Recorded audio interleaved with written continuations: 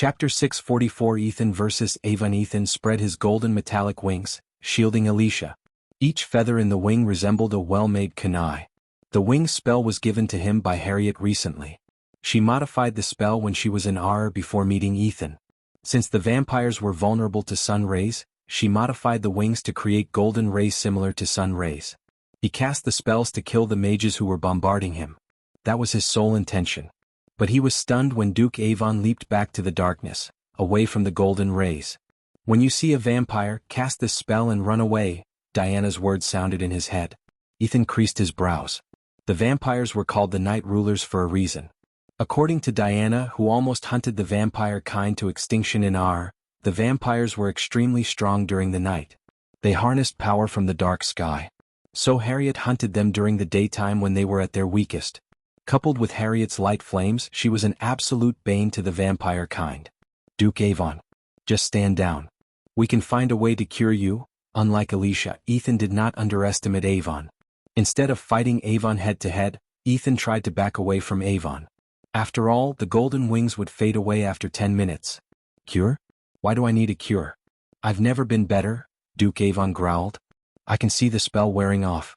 I always respected you, Ethan. So I will give you a choice. Turn around and leave. I will let you live. But she is mine. Avon took a step forward. As he said, the golden light radiating from the wings slowly dimmed. In the 10 minutes duration, Ethan spent 5 minutes fighting the mages. So he only had 5 more minutes before the wings disappeared. At that time he would be powerless in front of Avon. Hearing Avon's words, Ethan's eyes glimmered with killing intent. I will kill you, Xianxia threatened Duke Avon. If it weren't for Ethan standing between them, Xianxia would have leaped onto Avon for another round. Even a vampire couldn't make Xianxia afraid. As the three of them were talking, the two armies were in a deadlock behind them. Although Xavier slew one commander, the other two commanded the surrounding soldiers to focus their attacks on Xavier. They did not want Xavier to reach Duke Avon. However, they tried to get to Avon when they saw Xianxia and Ethan, only to get halted by Xavier. Seeing his wings losing their glow, Ethan started to think of a way to escape Duke Avon. He knew there was no chance of him defeating Duke Avon. It was impossible without a primordial flame. Surprisingly, the Flame-Fair commanders and the soldiers held well against Xavier. So he had to face Duke Avon alone somehow. Give me your sword and leave the battlefield. Tell the guardians above that the Duke of Flame-Fair has turned into a vampire, said Ethan with an authoritative tone. Honestly, he couldn't believe Noah when he said the Guardian Guild had gone completely incompetent and corrupted. However, he could understand why Noah said those things. The soul refiners floating above the battlefield completely failed to recognize Avon as a vampire.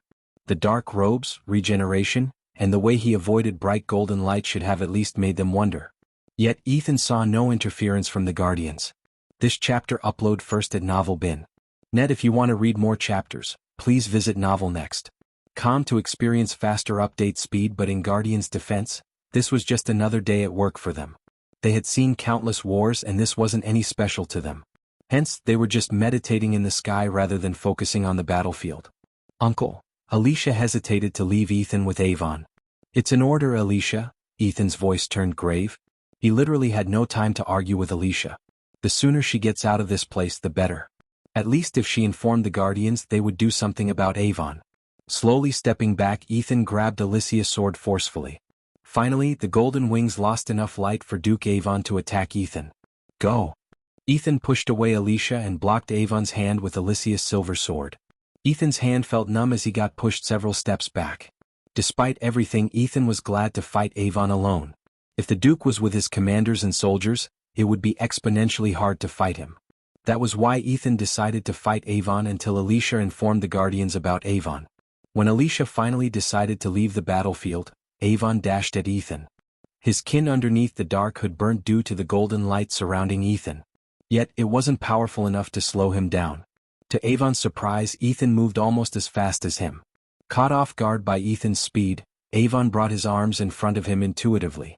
But Ethan slashed his sword at Avon's thigh and flapped the golden wings with enough power to push Avon several meters back. Using this opportunity, Xianxia took off from the ground like a rocket.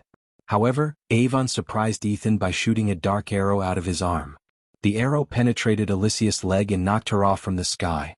Blood spurted out from her leg as she growled. Xianxia. Ethan screamed. He was about to dash at Alicia when Avon fired another dark arrow towards Ethan.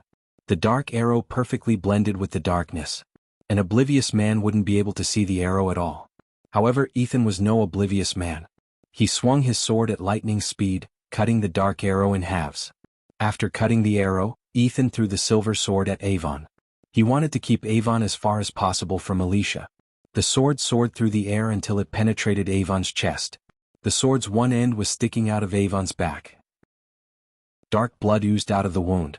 But Avon just smirked. "You are better than her," Avon said. His voice had the mix of both shock and respect. Not in a million years Avon thought Ethan to fight like a freak. If he wasn't turned into a vampire, there was no way he could have defeated Ethan in a battle. Furthermore, he hadn't cast any spell except the golden wings. Ethan fought with pure skills he sharpened through his years of adventuring. Ignoring the pain, Avon slowly pulled out the sword. Blood kept spraying out of the wound. While Avon stuck with the sword, Ethan flicked his wrist as a sparkling blue potion appeared in his hand. He quickly tossed that potion to Alicia.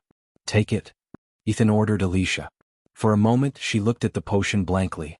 But soon, a deep hatred glimmered in her eyes. The potion was made by Ghost, the man who destroyed her brother's life. She would rather die than take that potion.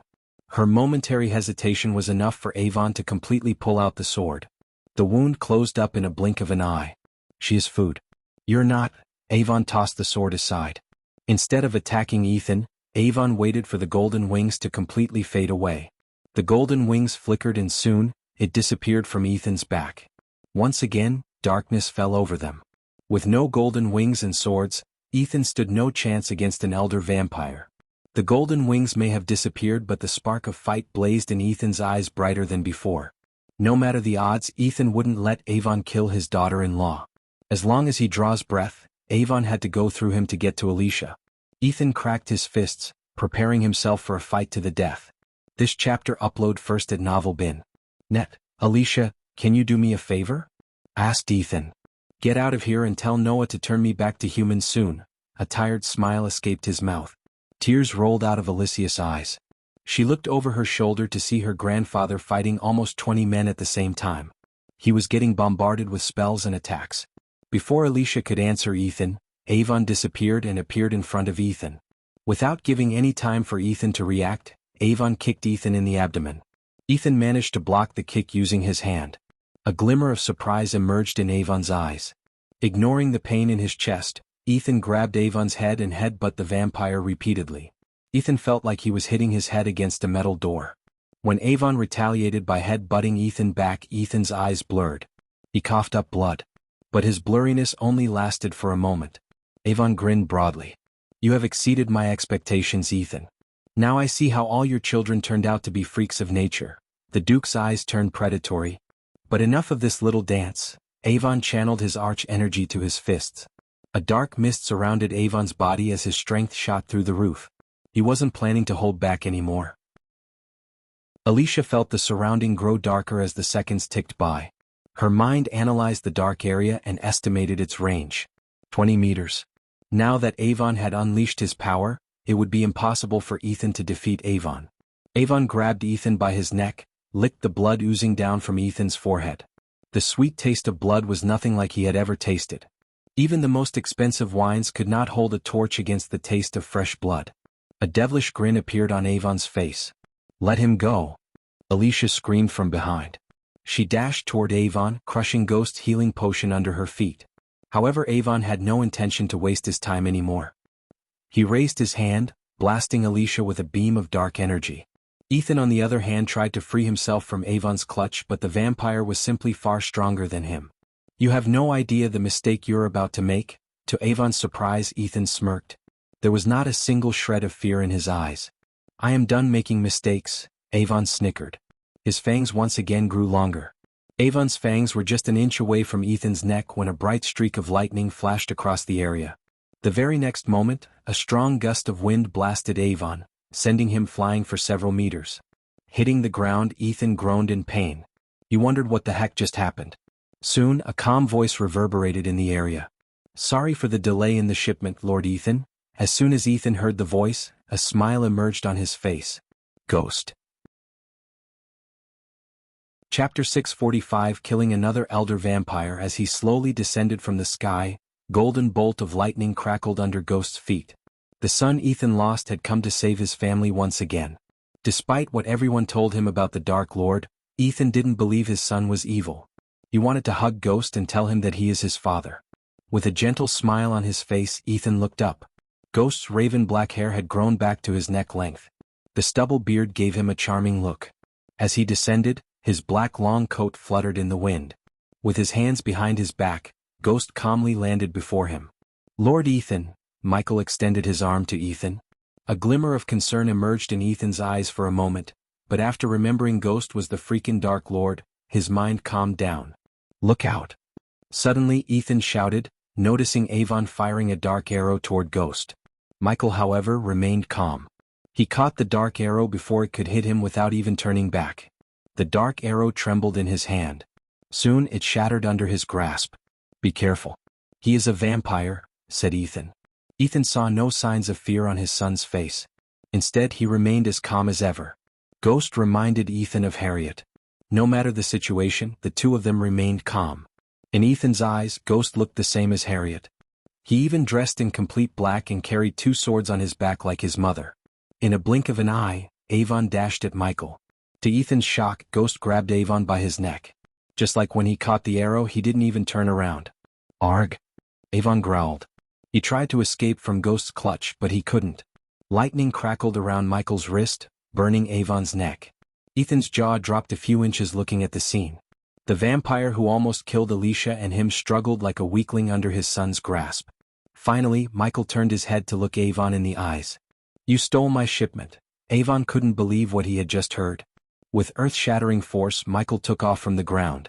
Under his grasp, Avon frantically twitched his body to escape. When Michael reached height enough to see the entire battle, he threw Avon to the middle of the battlefield where Xavier was fighting 20 soldiers at the same time. Except for the cloud of darkness, Michael used everything else to boost his power. The death range alone gave Michael enough power to manhandle Avon without breaking a sweat. The force of Michael's throw was enough to prevent Avon from regaining balance mid-sky. Boom. With a loud explosion, Duke Avon hit the ground, creating a powerful shock wave. A crater formed around Duke Avon due to the force of his collision. Duke Avon coughed up dark blood. The two armies on deadlock halted their fight for a moment. The soldiers couldn't help turning their gaze toward the sudden crater that appeared in the middle of the battlefield. This chapter upload first at Novel Bin. Net. If you want to read more chapters, please visit Novel Next. To experience faster update speed before Duke Avon could get back to his feet, Michael shot toward him, leaving a golden lightning trail in the sky. He landed straight on top of Duke Avon and released a barrage of kicks, each kick carrying the same force as the previous one. "Protect his grace." The commanders, who realized it was their duke who was getting kicked to death, screamed as loud as they could. Their shout reverberated throughout the battlefield. Soon the mages and knights tried to move toward the duke. "Kill them all." At the same time, Xavier roared at his men to kill the Flamefair soldiers. Once again, a battle between the two armies broke out. Finally, Duke Avon managed to roll a few meters away from Ghost and managed to get back to his feet. The bruises and wounds on his face closed up at speed visible to the naked eye. His neatly pressed black robes were drenched in mud and torn in several places. An oblivious man would never recognize Avon as a duke. Instead, they would think of him as a beggar. Uncontrollable anger coursed through Avon's veins. He gnashed his teeth as the fangs grew as long as possible.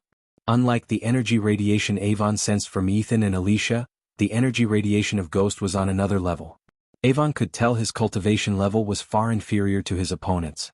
His only saving grace was his strong vampire body and superior regeneration. Otherwise, he would have been kicked to death a few moments ago.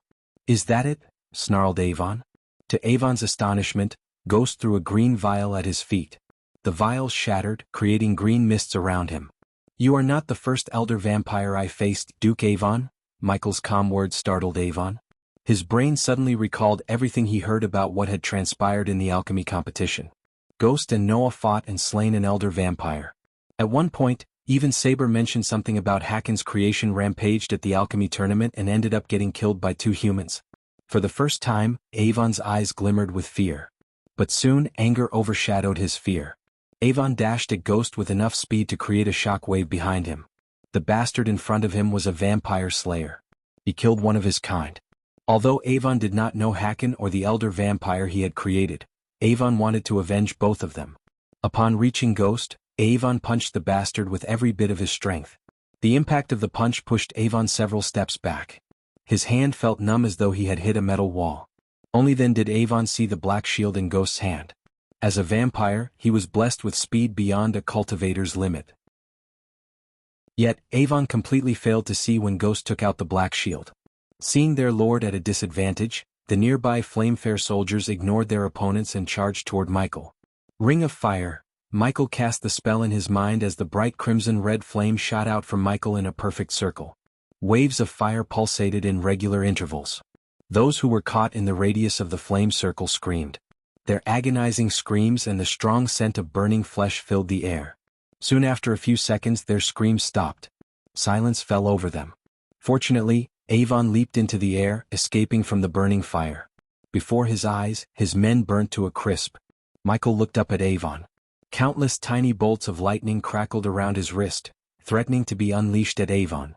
Suddenly, Avon coughed again and again in the air. Every part of his body started to ache as though he was being stabbed by hundreds of rusty needles. Extreme pain made him fall to the ground. Luckily for him, the pulsating flame waves disappeared, leaving smoking ashes on the ground. Even after losing their fellow soldiers to the flames, the others rushed toward Michael. With an annoyed look, Michael channeled the celestial energy and poured it to strengthen the lightning bolts around his wrists. When the soldiers got close enough, Michael raised his hands, firing thick bolts of a golden lightning bolt from each hand. The two lightning bolts struck the soldiers and penetrated several soldiers. Michael did not stop. He kept firing lightning bolts one after another. Whenever a bolt of lightning fired out of his hand, several soldiers dropped to the ground with large holes in their chests. This chapter upload first at novelbin.net. Avon roared in uncontrollable anger and leaped at Michael once again despite the pain. His body screamed at him to stop, yet Avon pushed himself to the limit.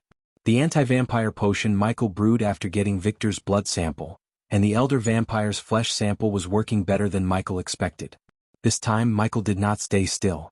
Instead, he cast the Ignitia and moved toward Victor faster than his opponent. When the two of them collided, it created a powerful shockwave. Under the soldiers' shocked gazes, Michael punched Avon left and right. Only the soldiers above core formation could see Michael's punches because he was simply too fast for the eyes of the others. In a few seconds, Michael landed almost 50 punches. Avon's vision soon started to blur. Michael suddenly picked Avon up off his feet by his waist and slammed him on the ground. Avon coughed up more blood. To everyone's surprise, Ghost did not stop with the slam. He proceeded to grab Avon's leg, lifted him up, and slammed him again and again and again like Avon was a weightless doll. The soldiers were terrified. The man who stopped the beast's cannonball single-handedly stood no chance against Ghost. Soldiers of Flamefare not only felt embarrassed but also terrified. Their morale hit rock bottom. No one, they heard the deep hatred-filled voice of Ghost.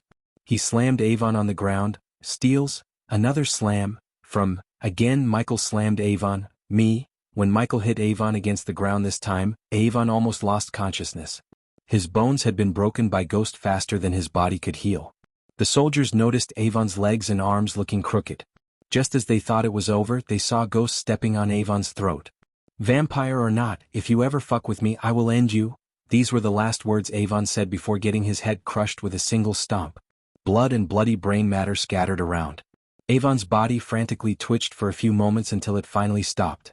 Everyone who saw the gruesome death of Duke Avon felt shivers running down their spines. When Michael's gaze swept across the battlefield, the soldiers from both sides took a step back in fear.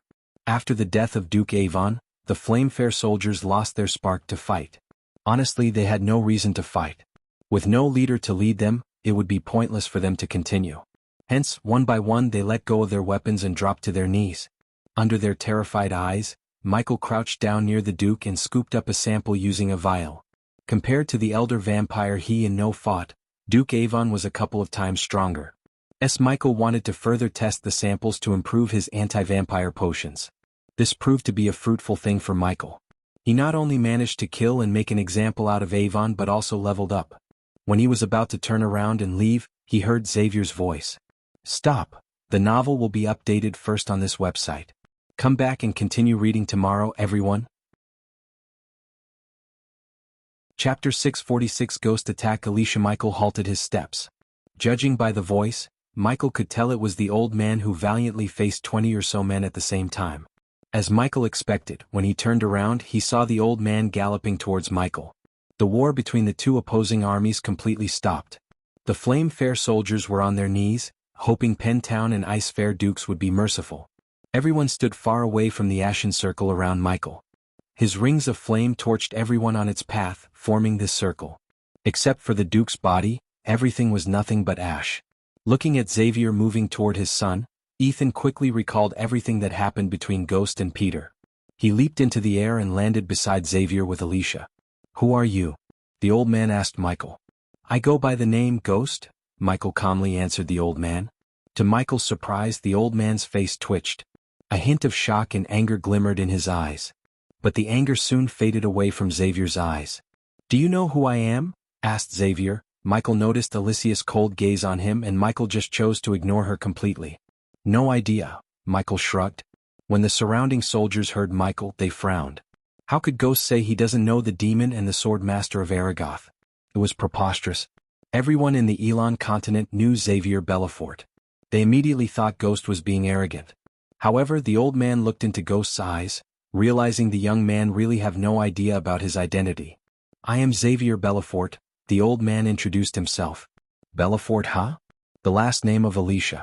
Michael quickly made the connections, realizing the old coot was the cold bitch's family member, probably her grandfather. Still, Michael couldn't care less about Xavier or his family.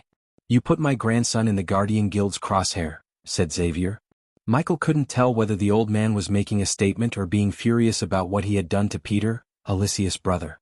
"Your grandson is just facing the consequences of his actions. Just like Duke Avon here." Michael looked at the mangled body of Duke Avon at his feet. "You humiliated him. He doesn't deserve that," Xianxia growled. "This is not a place for this conversation. We have so much to take care of." Ethan tried to defuse the situation before it further escalated. He did not want his son Ghost to put on his Dark Lord robes and kill Xavier overnight.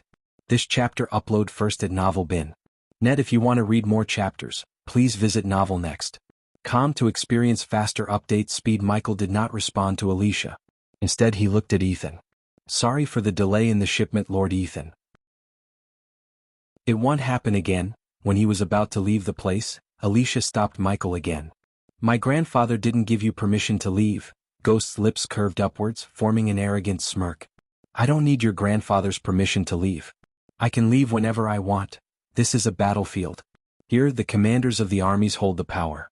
When you are here, you're bound to obey the commanders." Michael was surprised to hear the weird rules. "Is that the rule?" Michael looked around calmly to see several soldiers nod, including Lord Ethan. Since Gaia was not with him, Michael didn't know the rules about the battlefield. To be honest, he didn't expect someone to come up with a rule like this. It made Michael wonder who put this rule. Luckily for Michael, the situation brought him a chance to put Xianxia in her place. This war is between Flame Fair and Pentown allied with Ice Fair. Since you don't belong to either, what you did will be treated as a crime. Lord Xavier, he was a vampire. Ethan's voice turned grave. If it wasn't for his son appearing at that time, both he and Xianxia would have been either turned or drained of blood. Instead of thanking Ghost, Xavier tried to bound Ghost with a rule which was very unlikely of Xavier. Ethan had a feeling this old man has something else in his mind. Whether it was revenge for what Ghost did to his grandson or something else, Ethan did not know. A glimmer of shock could be seen in the old man's eyes when Ethan revealed Duke's secret. Not only the Duke but the surrounding soldiers had also begun to murmur. Many gasped in shock. Vampire or not, he was a Duke and he's an outsider. Xavier looked at Michael. He killed a Duke and it's a crime. You have to come with us peacefully to answer for your crime to His Majesty, Porter Forbes. Hearing the old man, Michael felt annoyed. These dumb weaklings were actually trying to arrest him. Usually, Michael would antagonize influential people like Xavier. However, Xavier belonged to the Belafort family. The ship of allying or being on friendly terms with them had long passed. Hence, Michael gave no shit about the old man. Besides, Michael was in a league of his own. Letting these puny families like Belafort bully him was the exact opposite of badassness. Looking at the gentle smile on Ghost's face fade away, Ethan's heart skipped a beat. This is getting annoying. If you want to stop me from leaving, go ahead. But remember this, I warned you. said Michael. Ethan saw the glimmering killing intent in his eyes. He killed the Duke to save me and Alicia. If His Majesty wants to hold anyone accountable, I will talk to him, Ethan interjected. He tried to calm the situation, but unfortunately, calming Ghost was not an option anymore. This chapter upload first at Novel Bin. Net, I don't give a damn about her. Michael's words stunned everyone around. Who are we kidding here?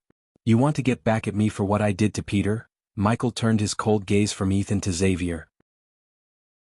You can think whatever you want, young man, replied Xavier. There was a calmness in his voice that even surprised Michael. And you are welcome to do whatever you want. Golden bolts of lightning crackled around Michael's hands. The sound of crackling lightning bolts amplified when the wind around Michael started to swirl. Every soldier in the vicinity took a step back in utter fear. Except for Alicia, who stepped forward without a shred of fear in her eyes. To everyone's astonishment, Xavier took a step back, letting Alicia take the lead. He put his hands behind his back and watched Alicia unsheath her silver sword to fight Ghost. But suddenly the bolts of lightning disappeared from his hand. The swirling wind died down and everything went back to normal. You think you can stop me? Ah, Michael chuckled. You think of me as your enemy, right? But to be honest, I don't. Michael slowly shook his head. Hearing these words, Ethan felt relieved. However, his relief was only short-lived. To be my friend, there are no standards. You can be a man, woman, rich, poor, or sick, I don't care. But to be my enemy, you need standards. Michael emphasized the word standard. His voice became colder. You are not in my league to be my enemy. In fact, no one is. Do you know why? Because I am in a league of my own. As he said, Michael released his aura of a fusion stage cultivator. Immediately, the others around Michael felt immense pressure on them. Some of them could hardly breathe. A veteran like Xavier and Ethan had only sensed such a powerful aura from a fusion stage cultivator. Did he reach the fusion stage? Ethan questioned himself. Alicia, stop. Ethan was caught off guard as Alicia dashed at Ghost with her sword raised. She boosted her speed with a spell that left a trail of ice on her steps. The temperature around them dropped by several degrees. Her eyes glimmered like diamonds. Even at this moment, Xavier remained calm instead of stopping his granddaughter. Honestly, Xavier wanted Ghost to defeat Alicia. Only that way, Alicia could untie the knot in her head. Ever since Ghost humiliated Peter, Alicia had been dwelling and burning with rage. Her anger even affected her relationship with Noah. Xavier noticed everything. Since Alicia was not someone who would listen to him obediently, Xavier wanted Alicia to learn the hard way. The old man lived long enough to see that sometimes they need to let go of their hatred to move forward. So Xavier hoped Alicia would accept her defeat in Ghost's hands and move forward with her life. He had seen many warriors moving forward with their lives once they got beaten by people who they deemed their lifelong enemies. In a few blinks of an eye, Alicia closed the gap between her and Ghost. When she reached him, she swung the sword as fast as she could. Michael simply retracted his black shield when her sword was just a few inches away from him, successfully parrying her attack. Stunned by his parry, Alicia lost her balance for a moment. Without giving any time for Alicia to react, Michael channeled every bit of celestial energy to his fist. Boom. Michael punched her in the gut, and at the same time his fist collided with her gut, he cast the wind blast. Coupled with the force of his punch, the wind blast sent Alicia flying like a rag doll. Even Xavier did not expect such a result. She was in the air for a minute, almost flying for 100 meters before hitting the ground again. A single punch, that was all it took for Michael to defeat Alicia. The cultivation gap between them was huge. He was at fusion stage level 7 and Alicia was only at the core strengthening stage level 2. If Michael wanted, he could have killed Alicia with a single bolt of lightning. The only reason he held back was Rowena and Noah. He did not want to draw Rowena's attention, which was equal to drawing Skyhall's attention. As for Noah, Michael knew it wasn't the right time to be Noah's #1 target. Simply put, killing Alicia had more drawbacks than benefits. The soldiers looked completely stunned. Under their shocked gazes, Michael cracked his fist. If anyone wants to stop me, they are welcome to try. As he said, Michael shot to the sky like a rocket and disappeared from sight. The novel will be updated first on this website. Come back and continue reading tomorrow, everyone. Chapter 647. Headmaster of Mazeroth returns back in Ukulun Realm. Wulfric finally returned to his office with his trusty white royal dragon. The office was divided into 3 areas. The first area of the office contained the headmaster's portraits as well as cabinets, and tables filled with Wulfric's instruments. There was also a fireplace. The second area contained the headmaster's desk and chair and was surrounded by bookcases. The third area was a small sitting room behind the desk. Wulfric looked tired. Dark circles could be seen around his eyes. When he plunged onto his chair, he sighed, taking a long deep breath. "Master," the white dragon landed on the table filled with parchments and books. Hearing the gentle voice of his dragon, Wulfric let out a tired smile. "What is it?" asked Wulfric, although he looked like he knew what she was going to ask him. "She made her choice. You cannot protect her and her family forever. Eventually, someone will notice you're tampering with the surveillance spell." Any oblivious man could sense the heaviness in the dragon's voice. It had been 20 years since Wulfric started to sneak into the Sky Hall and tamper with the surveillance spell put on Harriet and her family. The tampering with the spell took a toll on him as the spell was cast by several immortal beings. So tampering with them was no easy task. Destiny cannot be meddled with, Hadolf. "I am just merely letting destiny take its course," said Wulfric. His voice sounded calm, wise, and serene as always. "Isn't what you've been doing counts as meddling, master?" asked Hadolf.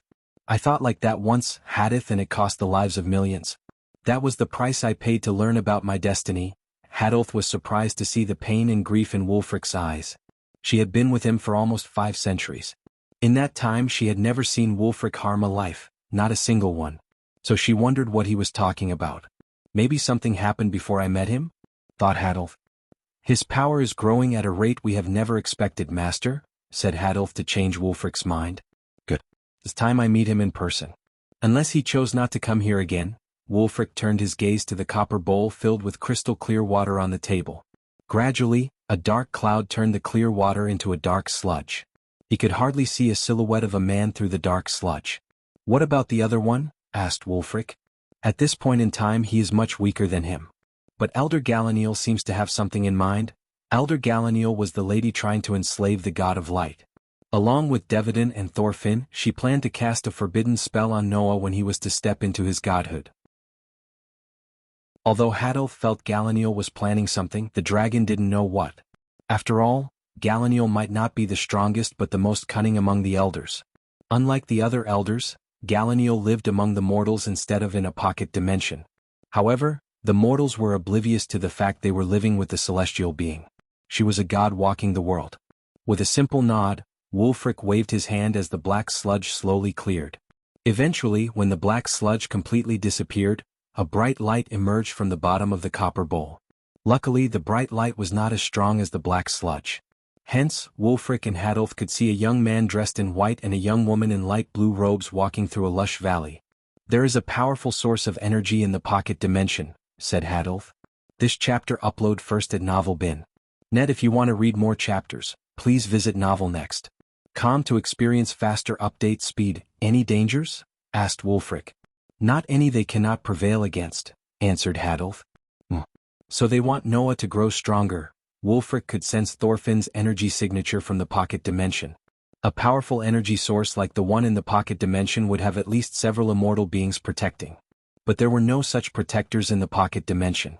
It was clearly a setup made by Thorfinn for Noah to become stronger. If he could see this, there was no doubt Andreas would do too. "Devdin's handiwork," Wulfric mumbled under his breath, looking at Yasmin Watson. A soul that didn't belong to her body was living inside. Wulfric could see it as clear as day. Despite Wulfric's attempts to keep the Winstons safer, the Sky Hall always managed to influence their lives somehow. Wulfric sighed inside. The puppeteer and the brutal Viking of Sky Hall had taken an interest in Noah's life. It was nothing short of bad luck for Noah. Wulfric just hoped Andreas could help Noah avoid these powerful beings. "Master, do you think Elder Galaniel is behind this?" asked Hadolf. "Maybe, maybe not.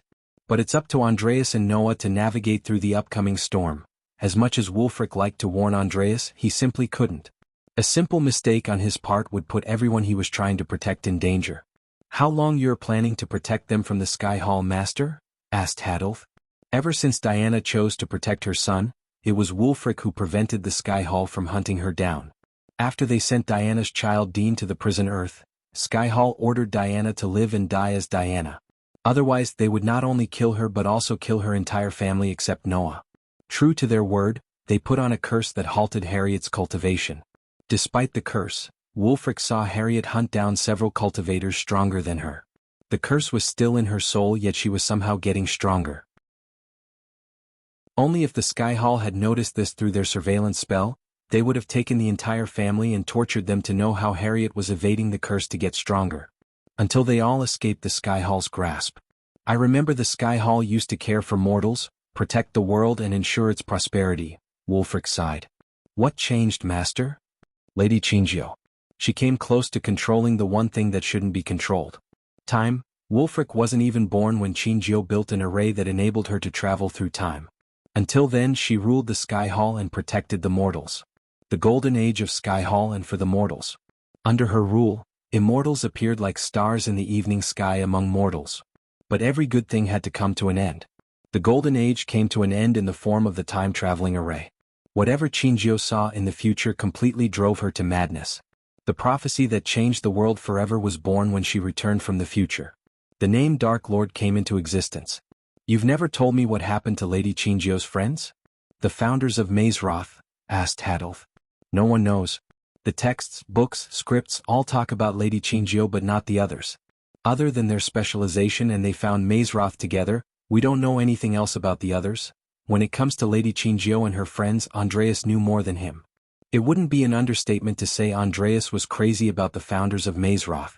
He explored many ancient ruins and almost died several times in the search to uncover more information about Archer Crook, Ingrid Stenham and Karjan Pavlovich, the founders of Mazeroth as well as Xianxia's best friends.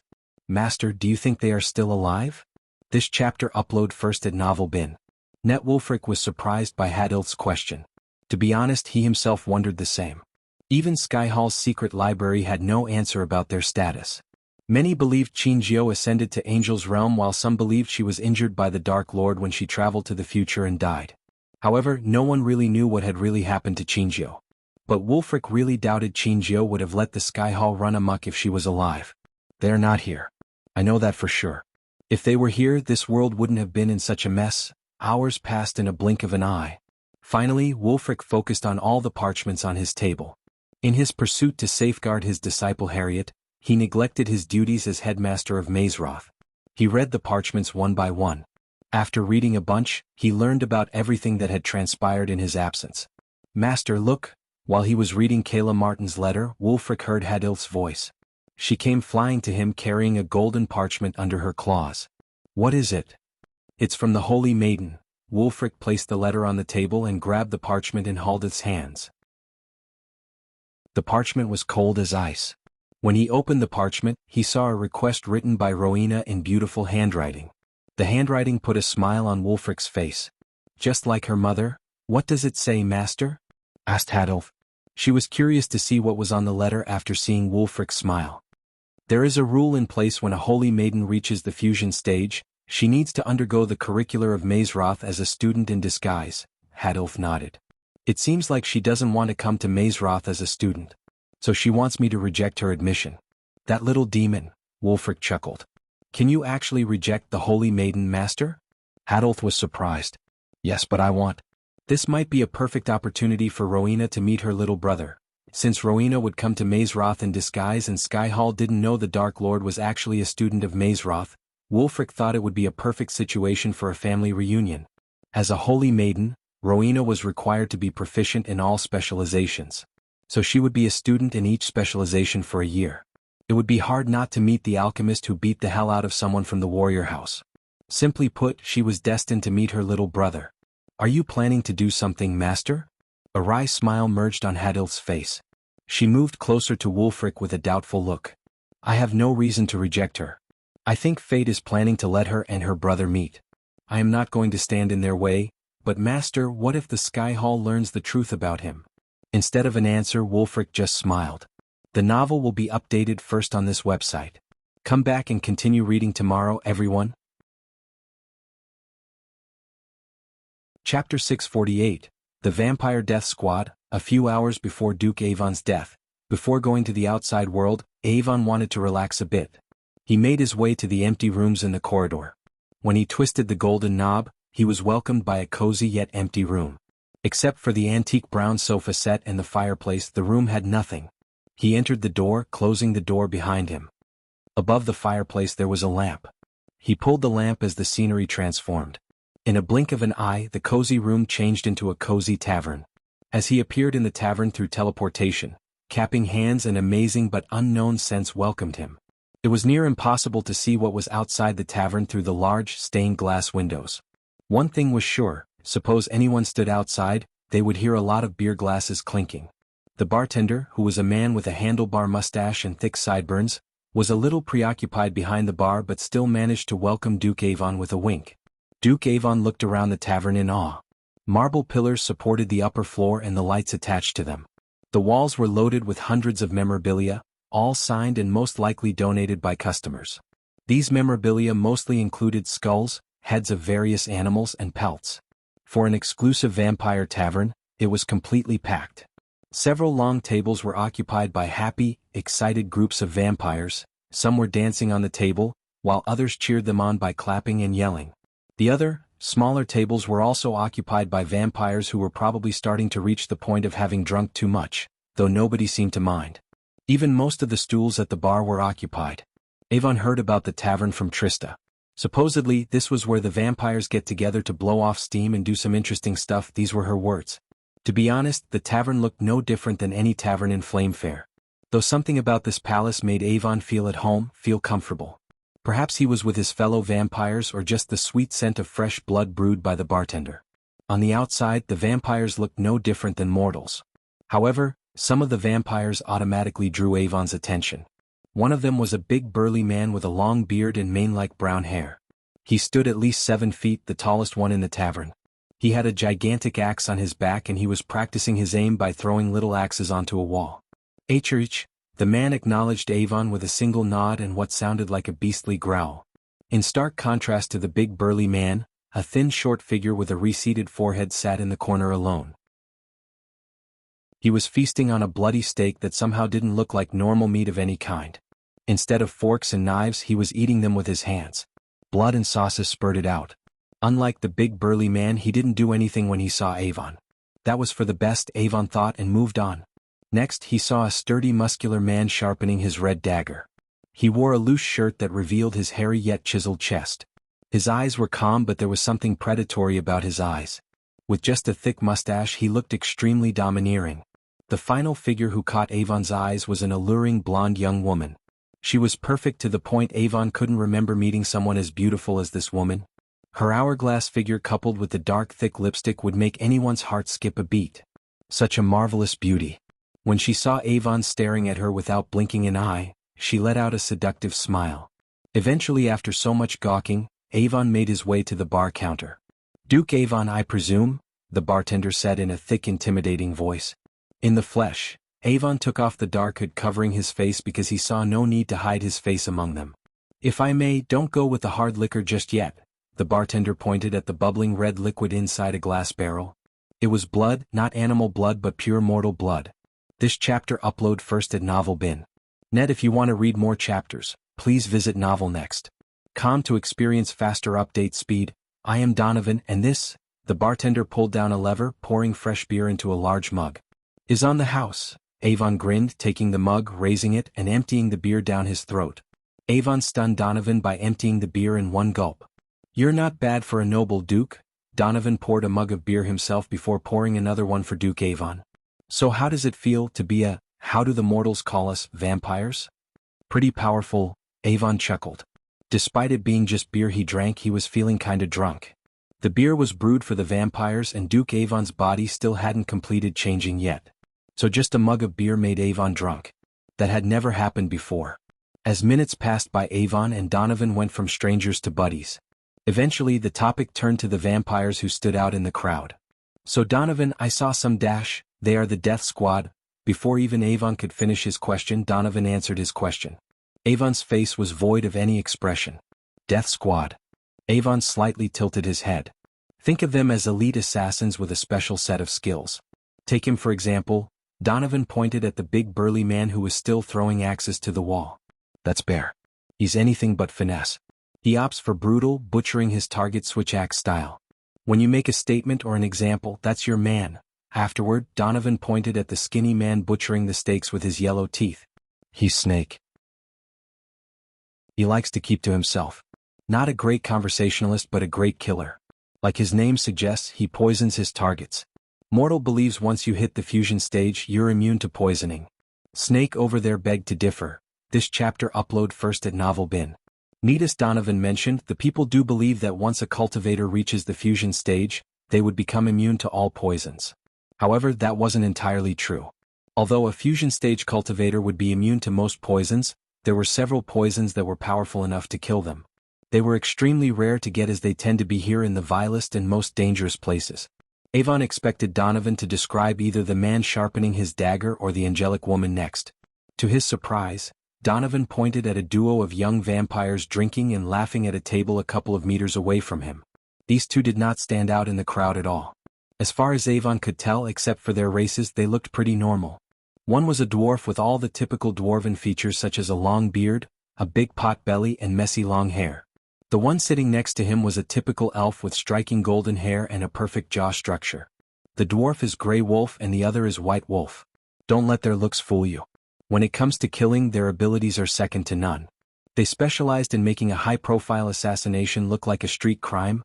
A dwarf and an elf, ha! Duke Avon looked at them with a surprised look on his face. In this world, the dwarves and elves hated each other for some reason. Their enmity was like a cat and a mouse. They didn't know why they hated each other. Nonetheless, they hated each other to the core. Many knew that if you put a dwarf and an elf in the same room, the odds of murder were pretty significantly higher. No one knows how exactly they became friends. We only know several decades ago, Grey Wolf was a commander under the Dwarven King and White served the Empress. Rumors have it that each was part of an elite group in their respective nations until something happened. Now here we are, two birds killing folks happily. It's almost like a fairy tale, Donovan exclaimed. Finally, Donovan turned his gaze toward the young woman who sat a couple of stools next to Avon. Despite being the prettiest woman in the tavern, no one dared to approach her. That spider.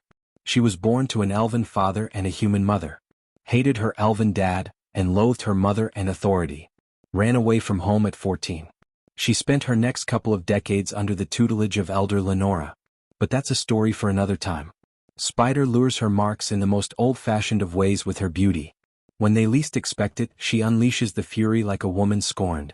She's an expert swordswoman and a nasty bitch with a bow and arrows. There's a rumor going around that she keeps her male victims' nether regions in a trophy case at home. I don't know how true that is, but if it is, that's some shitload of... Donovan just winked without finishing his sentence. He let Avon fill out the last word. If I were you, I would stay as far as possible from her, Donovan said, lowering his voice. Then he quickly pointed his finger at the man sharpening his dagger. He's called Puma. A hunter-turned-assassin. He's the one you call him when you want to take out a powerful high-profile target silently. Elder Lenora met him one day during one of his hunts and took an interest in him. This is just a rumor, but some say he almost hunted down Elder Lenora, and when his hunt reached the end game, Elder Lenora was impressed by him and turned him and gave him teleportation talismans. Teleportation talismans? Duke Avon took a long sip of his beer. Yeah. There are a lot of complications killing a cultivator where they are strong. So he teleports them to a special hunting ground in the southern continent and hunts them down like rabbits, said Donovan. So how does this death squad work? You go there, pay them and name the target, asked Avon. Hell no. They're not those cheap knockoff reapers. They are the elite killers. See that box over there? Donovan pointed at a wooden box hanging on the wall on the other side. You write the name of the target, why you want them dead and how you want them dead, and put it in the box. But remember this, you cannot write any name but only those who have committed a crime against our kind or the close ones to our kind. No one knows who takes the box and reads the contents inside. But once you put the name, a pigeon will come carrying the payment receipt.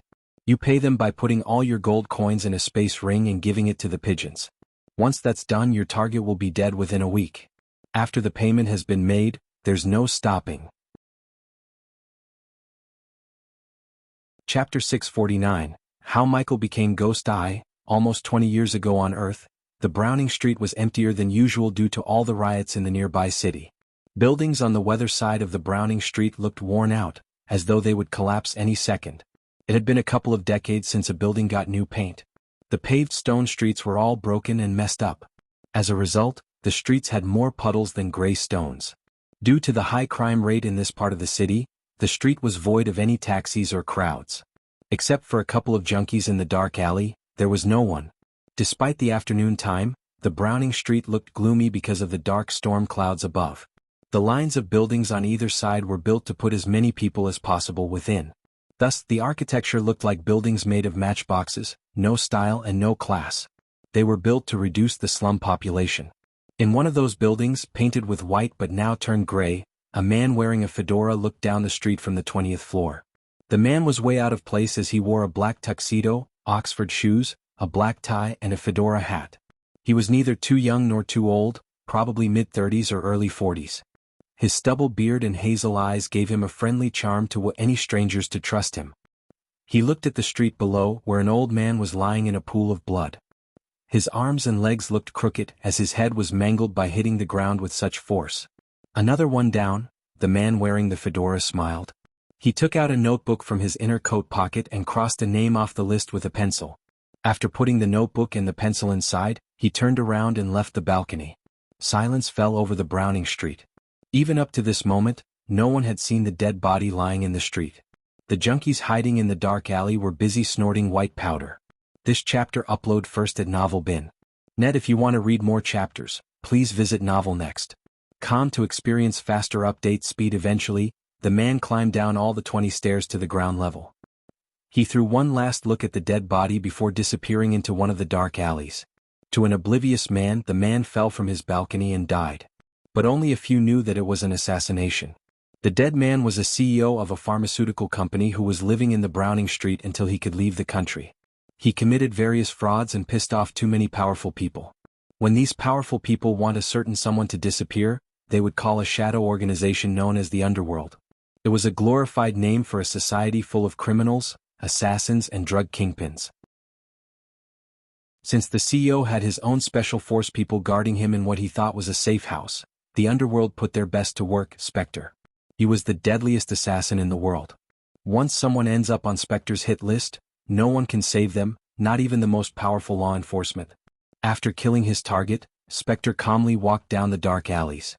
He always felt the need to do something else after an assassination. He called this feeling post-murder tension. Normally he would take a long walk, go to a park or visit some exclusive escorts. I am getting bored, Spectre stretched his muscles. Not only physically but he was also mentally exhausted.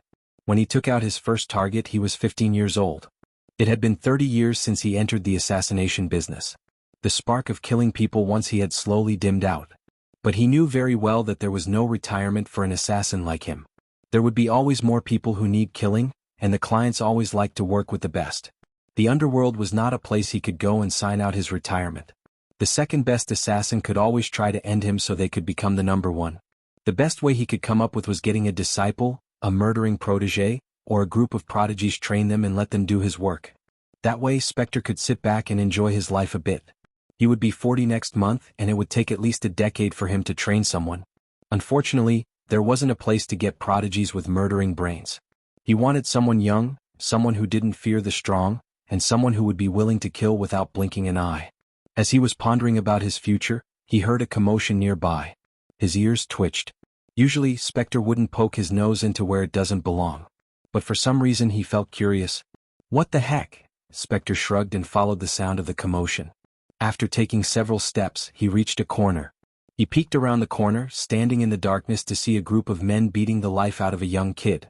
The men showed no mercy to the kid. The poor kid looked like he was 10 or 9. He was skin and bones as though he hadn't eaten in weeks.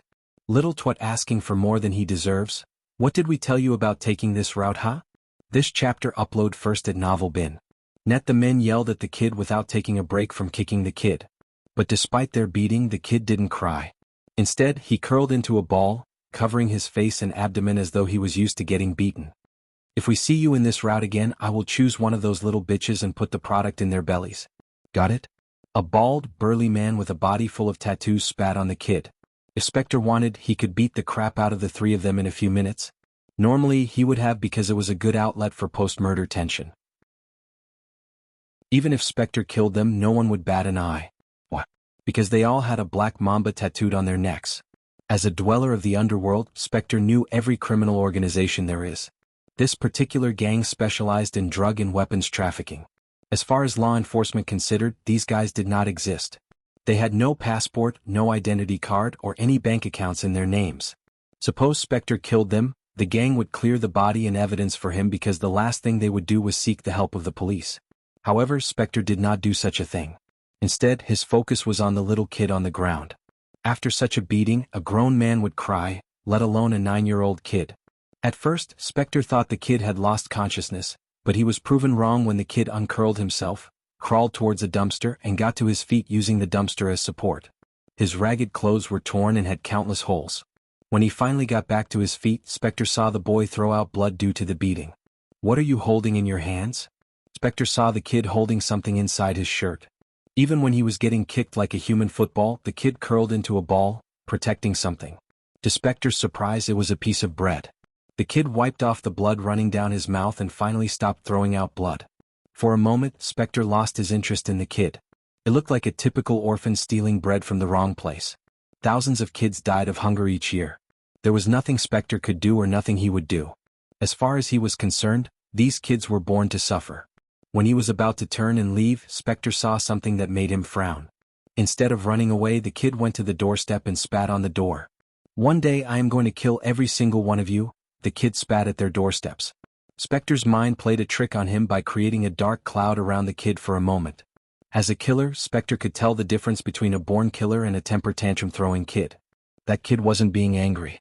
He was just giving Spectre a glimpse of the killer hiding within him. When the kid turned around, he saw the predatory eyes of the kid. They were not of an angry kid but a killer's. A true-born killer. What an interesting find, Spectre was amused and slightly excited. Thus, he followed the kid who limped away from the door. Thanks to the dark alleys and way too many dumpsters, Spectre was able to follow the kid without getting detected. Still, the kid surprised him by turning back, looking around to see if anyone was following him. Spectre felt like he was following a tricky little assassin. Eventually, the kid reached what looked like an abandoned manor near a stinky, polluted river. The water in the river was as black as tar and smelled like a public toilet and a used diaper with a baby. Near the manor, Spectre noticed several large concrete tubes. Subsequently, several children and a young woman were standing inside the tube. When they saw the limping kid, the children cheered. Kind Heart Orphanage. Spectre read the worn-out board hanging on the manor. He wondered why these children were outside instead of staying inside the manor. Luckily, there were several construction materials between Spectre and the kid, so he used them as a cover to get close enough to see what was happening. But when Spectre got close, he noticed the brand new state-of-the-art CCTV cameras fit around the manor. Interesting. Spectre couldn't help but wonder why an orphanage needs high-tech CCTV cameras. No matter how many cameras they had, they weren't a challenge for the #1 assassin in the world. He moved swiftly through the concrete materials, avoiding the cameras like a fish in the sea. Eventually, Spectre reached a concrete tube next to the tube where the children were staying. The novel will be updated first on this website. Come back and continue reading tomorrow, everyone. Chapter 650 How Michael Became Ghost 2-inch Michael, what happened to you? Spectre heard a concerned voice of a young girl. Judging by the voice, Spectre would say the girl was in her teenage years, probably 18 or 19. The usual, said the kid named Michael. The other children surrounded him. Looking at the bruises on his face, the young girl knelt down to match his height. Her eyes watered. "Where is the sister?" asked Michael. "Inside," one of the children whispered. Silence fell over them for a moment until the thunder rumbled in the distance. "Here. Eat this." Michael gave the piece of bread he was hiding inside his shirt to the young girl. Where did you get this? Is this why you're looking like this?" The girl questioned Michael. Tears began to roll out of her eyes. She was an orphan, not stupid. By the bruises and the blood coming out of the cuts on his little body, she could guess where he went to get the bread. "Those bastards." The girl embraced Michael in a big hug. Her body shivered, crying her eyes out. Although they were orphans, they grew up as a family. As far as she was concerned, Michael was her little brother, and he thought of her as his sister too. That was why he risked himself to steal a piece of bread from the place where the gang members packed their drugs. Usually, those gangsters would kill any stranger who dares to enter their building. But Michael wasn't a stranger to them. They used Michael and some of the children in the orphanage as drug mules. To the outside world, Kind Heart was an orphanage, but in reality, it was a gang hideout where the vilest and the sickest criminals did their business. The orphanage was just a cover-up. Okay, stop crying and eat this. You haven't eaten anything for 3 days, said Michael. He smiled despite all the pain to make Ruby stop crying. Instead, his smile hiding the pain only made her sobbing worse. Because of what she did, the thugs kicked them out of the manor as a punishment. One of the vilest creatures went by the name of Orso wanted Ruby to warm his bed. She refused, yet her struggles were futile against him. He abused her despite how many times she begged him. He took pleasure in making her life miserable. A few days ago, he was drunk and wanted to force himself upon Ruby as usual. However, she struggled. As a result, he threw her and the children outside. They were living in the concrete tube for 3 days. They did not even give them water. So whenever Michael trafficked drugs from one area to another through the sewers or dark alleys, he would often make a detour to bring the children some food. One day he would steal from a bakery, and if he was lucky he would find some food in the dumpsters. He would have shared the one biscuit given to him by the thugs, but if he ever faints on the street, the thugs would not only beat all the children to near death but also kill a randomly chosen kid from the orphanage to make an example and to entertain themselves. This chapter upload first at Novel Bin. Net. If you want to read more chapters, please visit Novel Next. To experience faster update speed. Of course, they could give Michael more than a biscuit. But they wanted Michael to look as pitiful as possible so the lawman would take pity instead of bothering to search him. More than logic, the thugs went with their instincts to torture them. So they made the lives of the kids hellish. No. You need this more than me. I am not hungry, Ruby shook her head. I'm not stupid, Ruby. Eat this or I will shove it down your throat myself. Spectre almost chuckled, hearing the little man threatening the girl. As for you all, I will go for a run tonight. I will definitely get something from that fat baker. Ruby immediately shook Michael's body. No. The last time you tried to steal from him, he almost killed you, her voice stuttered. To everyone's surprise, Michael just chuckled. But here I am. He beats me, but that fatso doesn't take back what I take from him. A pie might be enough for all of you to share. No, Mikey. You don't have to do this. We are not hungry. Some of the other kids who were old enough to see what was going on shook their heads. Just shut up, everyone. I got this. Spectre was amazed by the kid's confidence and the way he talked. Just by looking at the beating he took, Spectre could tell how the kid's life must be. Still, he was willing to go through a beating again just to bring some food to the others. Even a heartless killer like Spectre felt pity for Michael. Are you going to eat this or not? Michael asked Ruby. Seeing the resolve in his eyes, she knew there was no point arguing with him. Finally, Ruby took a bite out of the bread. It wasn't a big bite as she had to share it with the others. 1 piece of bread for 7 people. It was hardly enough for anyone, but they managed to share it with everyone. The kids even picked up the crumbs that fell to the ground and ate them in hunger. While they were eating the bread, Michael came outside the concrete tube away from the eyes of everyone in it. This chapter upload first at Novel Bin. Net. Spectre peeked outside to see the kid looking at the sky with a wide open mouth. Spectre wondered why he was doing that. In a few moments, Spectre got his answer. The kid was waiting for the rain droplets to go down his throat. Obviously, they wouldn't be able to drink the sewage water in the river, so the only clean water source was rain. Spectre waited patiently, looking at the kid catching the rain droplets with his mouth. Slowly. Seconds turned minutes and minutes turned hours. Eventually, the drizzle became a heavy downpour.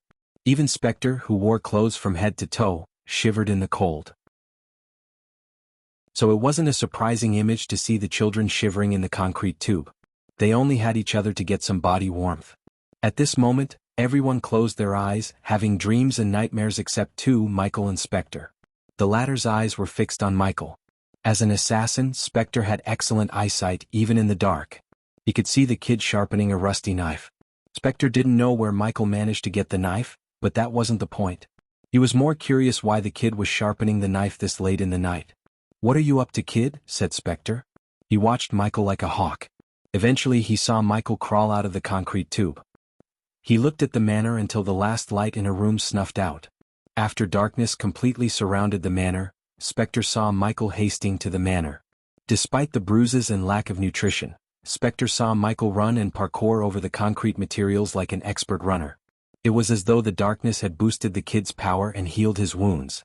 Spectre followed Michael, hardly making any noise, and saw Michael climb up the manor as swiftly as a monkey. Standing on the ground, Spectre saw Michael slowly opening a window as quiet as a ninja. That kid is a natural, Spectre's brows arched. Michael even used the thunderclaps to mask his footsteps and movements. It was simply genius. After Michael entered the manor through the window, Spectre climbed the manor in a few blinks of an eye.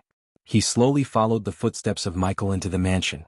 As soon as Spectre entered the manor, he was stunned by what he saw.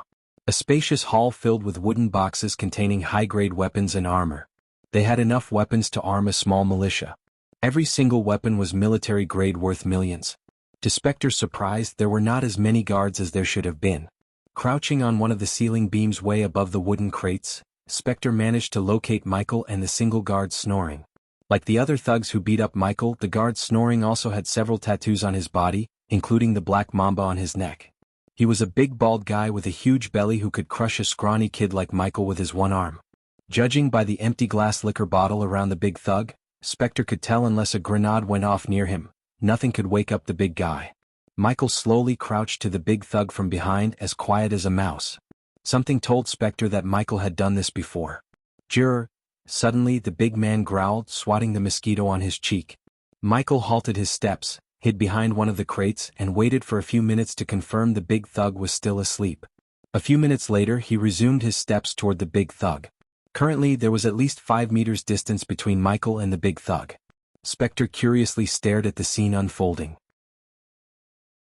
Unfortunate for Michael, there were no knives around him except the one in his hand. Even to this moment, Spectre couldn't figure out where the other guards were. But Michael knew. Once a month, all the thugs would leave the weapon depot for an hour to treat themselves to drinking, whoring, and beating out poor kids in the name of entertainment. He had been waiting for this day for a long time.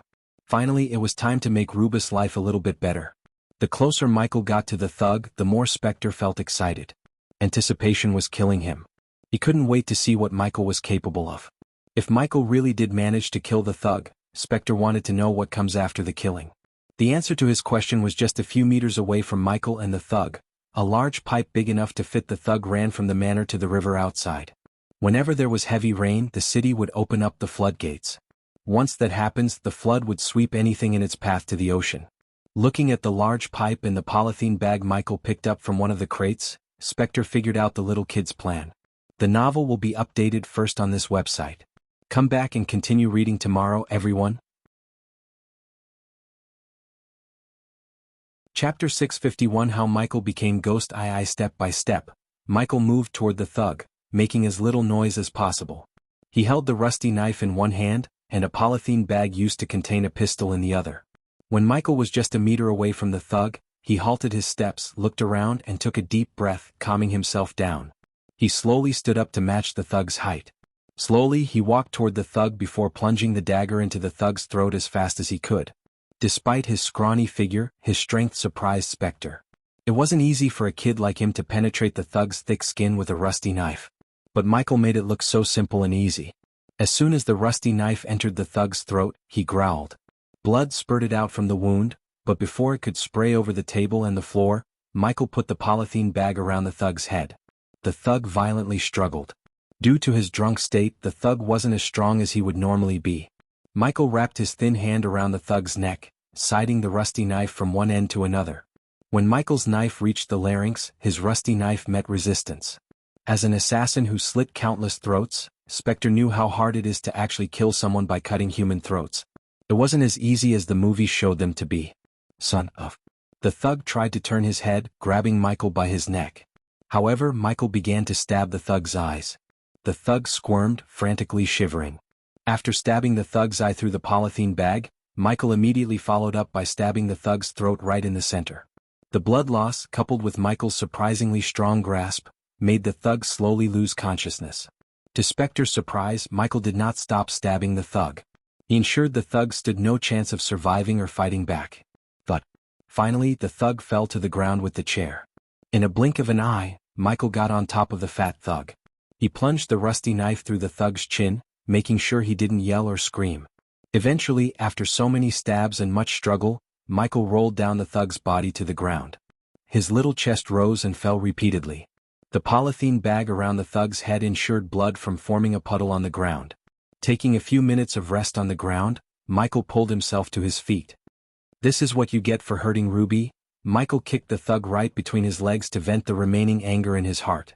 Silence fell over the warehouse for a moment. In an utter silence, Spectre watched everything with an amused smile on his face. Finally, he had found a proper prodigy to train and impart his skills. He had seen many children of famous killers. They were trained from a little age to become the next generation of killers. But Spectre hadn't seen an intense murdering aura from them like he had sensed from Michael. He was a natural-born killer. With the remaining strength, Michael tried to pull the body toward the large hole on the other side of the warehouse. At the same time, Spectre noticed a few shadows when lightning flashed across the sky. Michael's body tensed when he heard the footsteps. He panicked as any kid should. He hastened his steps, but the thug was heavier than he expected. "Why do you have to forget your wallet today of all days, Jamie?" The two guards opened the door on the other end. They were on their way to Michael and their colleague. Now that Michael had killed the thug, he only had two choices: leave the body and run away, or try to kill the other two guards. The latter wasn't possible for a scrawny kid like Michael, no matter how much of a prodigy he was. So if Michael had to leave the body and run away, the two guards would see the dead body. Of course, at that time, Spectre wouldn't be surprised if the thugs decided to torture each and every kid individually to get the truth. Luckily for Michael, Spectre decided to help his soon-to-be disciple. He simply jumped down from the beam and landed a few meters away from Michael without making a noise. "Do you need help with the kid?" Michael's muscles went rigid. His eyes opened as wide as they could. He looked up with utter shock to see Spectre walking toward him. Due to the darkness, Michael couldn't see this man's face, but one thing was certain. He didn't belong to this gang, at least he didn't dress like one. "There are two guards on their way to right this spot as we speak," Spectre said silently, just loud enough for Michael to hear him. This chapter upload first at Novel Bin. Net. If you want to read more chapters, please visit Novel Next. To experience faster update speed, Michael clenched the bloody rusty knife tighter, threatening Spectre to kill him with his eyes. His eyes were predatory instead of fearing Spectre. Who are you?" Michael asked. For the first time, his voice had a slight fear. He didn't fear for his life, but for the other children. The fear of letting another child turn into a drug mule like him freaked out Michael. Unlike him, they didn't have the brain to outwit the other gangsters, criminals, and police. They wouldn't survive a week trafficking drugs and weapons from one end to the other under these vile creatures. "I've seen what you can do, Michael." Michael was taken aback by shock. "How do you know my name?"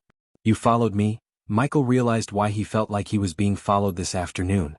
"I want you to become my student." Michael creased his brows. Despite the fact he had killed a thug in cold blood, he was calm enough to use his brain. "What kind of student? How do you like to become an assassin?" Michael looked at Spectre from head to toe. "You mean a hitman?" asked Michael. He was familiar with the term hitman because he had seen several in the warehouse. He even made some deliveries for them. They were no different from the gangsters, but just better at killing people. Potato potato. If you agree, your life will get much better. The way I see it, you have to lose. Spectre looked around for a moment. "I have a family," Michael growled. Although being a drug mule wasn't what he wanted, at least he could be with the others in the orphanage and protect Ruby to an extent. "That bastard better be here." Spectre and Michael heard the thugs. Their footsteps sounded louder and louder. Time was running out for Michael. Spectre could escape even without killing the two things, but he doubted Michael could. "Time is running out, kid. It's either agreeing to be my student or getting caught by the two thugs. If you are lucky, they will kill you, and don't touch the others. You're a smart kid, you can figure out what they would do to them, can't you?" Spectre slowly took a step forward. This chapter upload first at Novel Bin. Net. "I am anything but lucky," Michael mumbled under his breath. He really didn't expect the other two thugs to show up. They should have been out for at least 2 hours.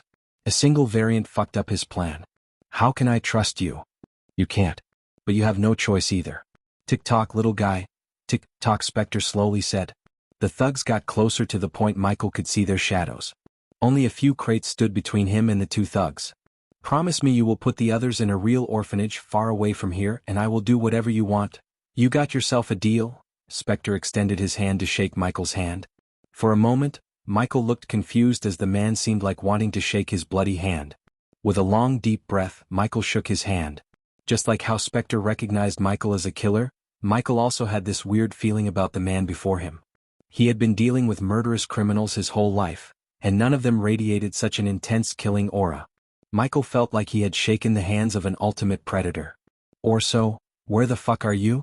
The two thugs finally walked around the crates to see the silhouettes of Michael and Spectre. "What the?" They panicked. They reached for the gun in the holsters, but Spectre was faster than them. In a blink of an eye, he took out the silenced pistol on his behind and shot them right between the eyes. Their bodies collapsed to the ground with a thud. Spectre's speed freaked out Michael. He didn't even see what just happened clearly. Cool, Michael couldn't help mumbling under his breath. The stranger startled him with his speed. What now? We take the kids and drop them somewhere safer? Michael tilted his head. Remember, you can kill me. But I will become a ghost and haunt you for the rest of your life. When Michael saw the man remain silent, Michael threatened him. To his surprise, the man just chuckled. You don't need to die to become Ghost Kid. From now on you don't exist. You're coming with me to a place where no one knows you and you don't know anyone. In return, I will put the others in a much better place, a real orphanage, and put enough money to take care of themselves the rest of their lives. This was the first hardest decision Michael had ever taken in his life. He trusted a stranger to leave everything behind, even the one person he loved the most, Ruby, so they could have a better life. As far as Ruby and the others were concerned, Michael died in an explosion in the warehouse. As a result, the police rounded them up and sent them to a much better place where an anonymous donor made a huge sum of deposits in their names to live a lavish life for the rest of their lives. Even to this date, Ruby visited Michael's grave every month like clockwork and named her first son after Michael. Before Spectre went mad and ordered a hit on an orphanage Michael built, Michael always kept tabs on Ruby and saw her from a distance. Seeing her with a family of her own always made everything he did worth it. Not being able to meet Ruby in person was Michael's only regret on Earth. Chapter 652 Hunting Ghost. Inside the floating castle, Rowena sat inside her room filled with cold mist, meditating. Her eyes twitched when he heard footsteps. Slowly, Rowena opened her eyes to see Bai Ning entering the room. She held a golden parchment in her hand. He didn't reject my application, did he? Asked Rowena. He didn't, Holy Maiden, said Bai Ning. To her surprise, she saw Rowena sighing. I expected that. Rowena rose to her feet with grace. The mist slowly moved toward Rowena as she was sucking all the mist in the room. How long do I have to study there? Asked Rowena. 1 year for each specialization. 4 years, said Rowena. She did not like to waste her time studying, but she had no choice. As a holy maiden, she needed to be proficient in each specialization. Deep down, Rowena knew studying in Mazeroth was not a waste of time. Just she had never attended any secrets or academies before in her life, so it was going to be a new experience for her. You will start your academics in the House of Alchemists. Erase everything you need, Holy Maiden. With a flick of her wrist, Bai Ning took out several items including jade green robes from her space ring. Rowena picked up the silver parchment and opened it. Ruby-ha? Did you pick this name? Asked Rowena. Her face was void of any expression that Bai Ning couldn't tell whether she liked the name or not. You have to go to Mazeroth in 3 days, Holy Maiden, said Bai Ning. Throwing the silver parchment aside, Rowena locked her gaze with Bai Ning. When were you planning to tell me about the vampires, Bai Ning? Asked Rowena. Until Rowena saw the royal news, even she didn't know about the vampires. But she was sure the Sky Hall knew about their existence. It made Rowena wonder why the Sky Hall elders chose not to reveal their existence to her. For a moment, Bai Ning didn't say a word. Silence fell over them. It wasn't a decision made by Bai Ning. Instead, the elders ordered her not to share the vampire's existence with the Holy Maiden. They wanted the Holy Maiden as far as possible from what was happening outside. This chapter upload first at Novel Bin. Net. If you want to read more chapters, please visit Novel Next. Com to experience faster update speed. Did the elders tell you not to? Bai Ning's heart skipped a beat. Rowena calmly questioned Bai Ning as though she had read the old woman's mind. Bai Ning's silence was more than enough for Rowena to know the answer to her question. When I ascend to the throne, there will be many changes, Bai Ning. Rowena's words were full of authority and dominance.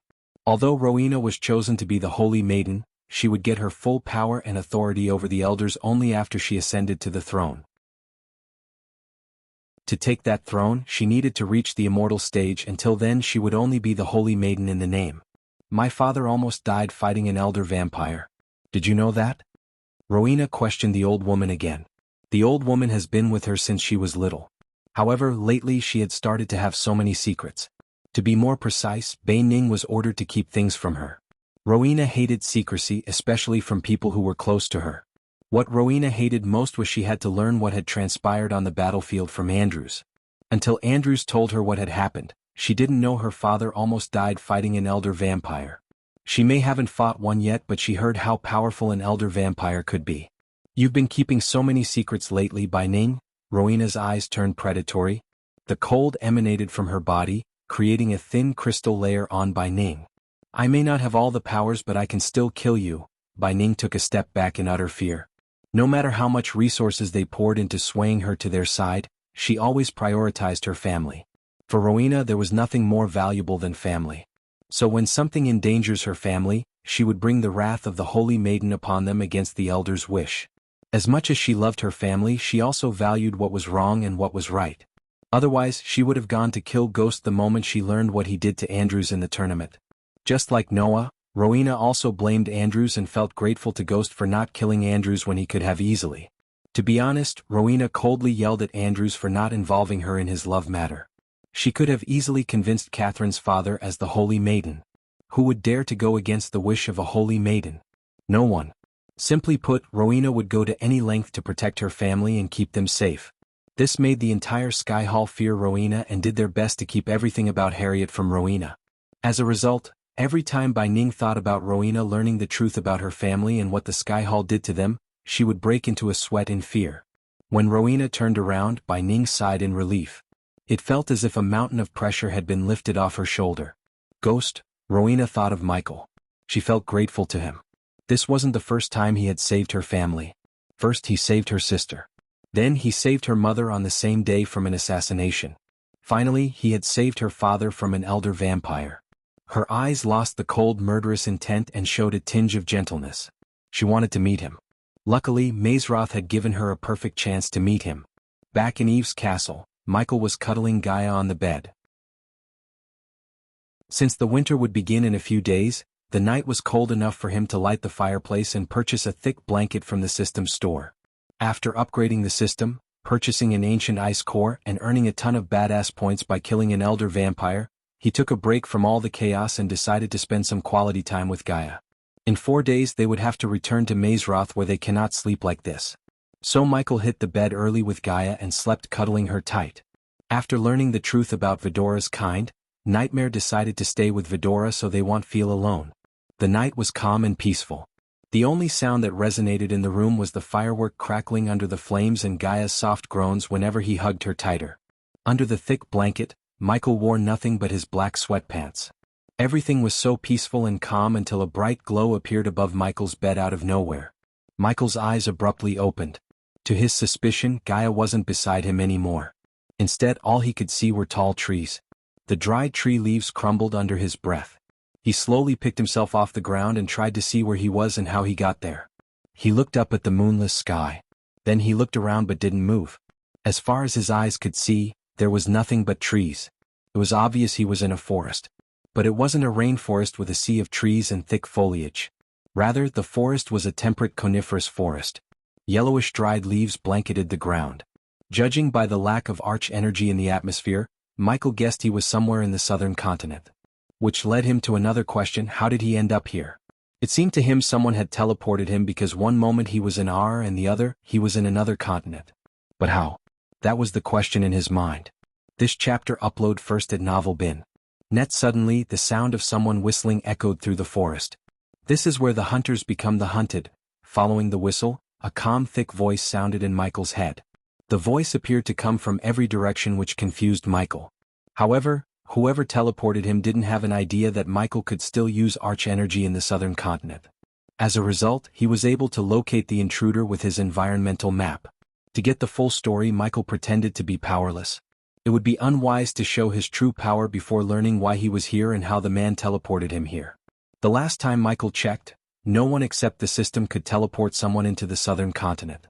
Hello, Michael raised his voice. What is this place? How did I get here? Michael questioned. Michael didn't receive any response. Instead, he saw an arrow fly past him, barely missing his cheek by an inch. Run, Michael noticed the voice turning predatory. It almost sounded like a growl of an animal. Michael rolled his eyes. Then he slowly stepped forward, pretending to be shocked and awed. He wanted to put on an act so whoever kidnapped him would slowly reveal some valuable information. Granted, Michael could always try to catch and torture him. But after realizing his foe might have the power to teleport, Michael didn't want to take any chances. Michael hastened his pace when another arrow shot past him. He was running in the woods wearing nothing but his sweatpants. You can see the true heart of a man when you're out in the woods with a weapon.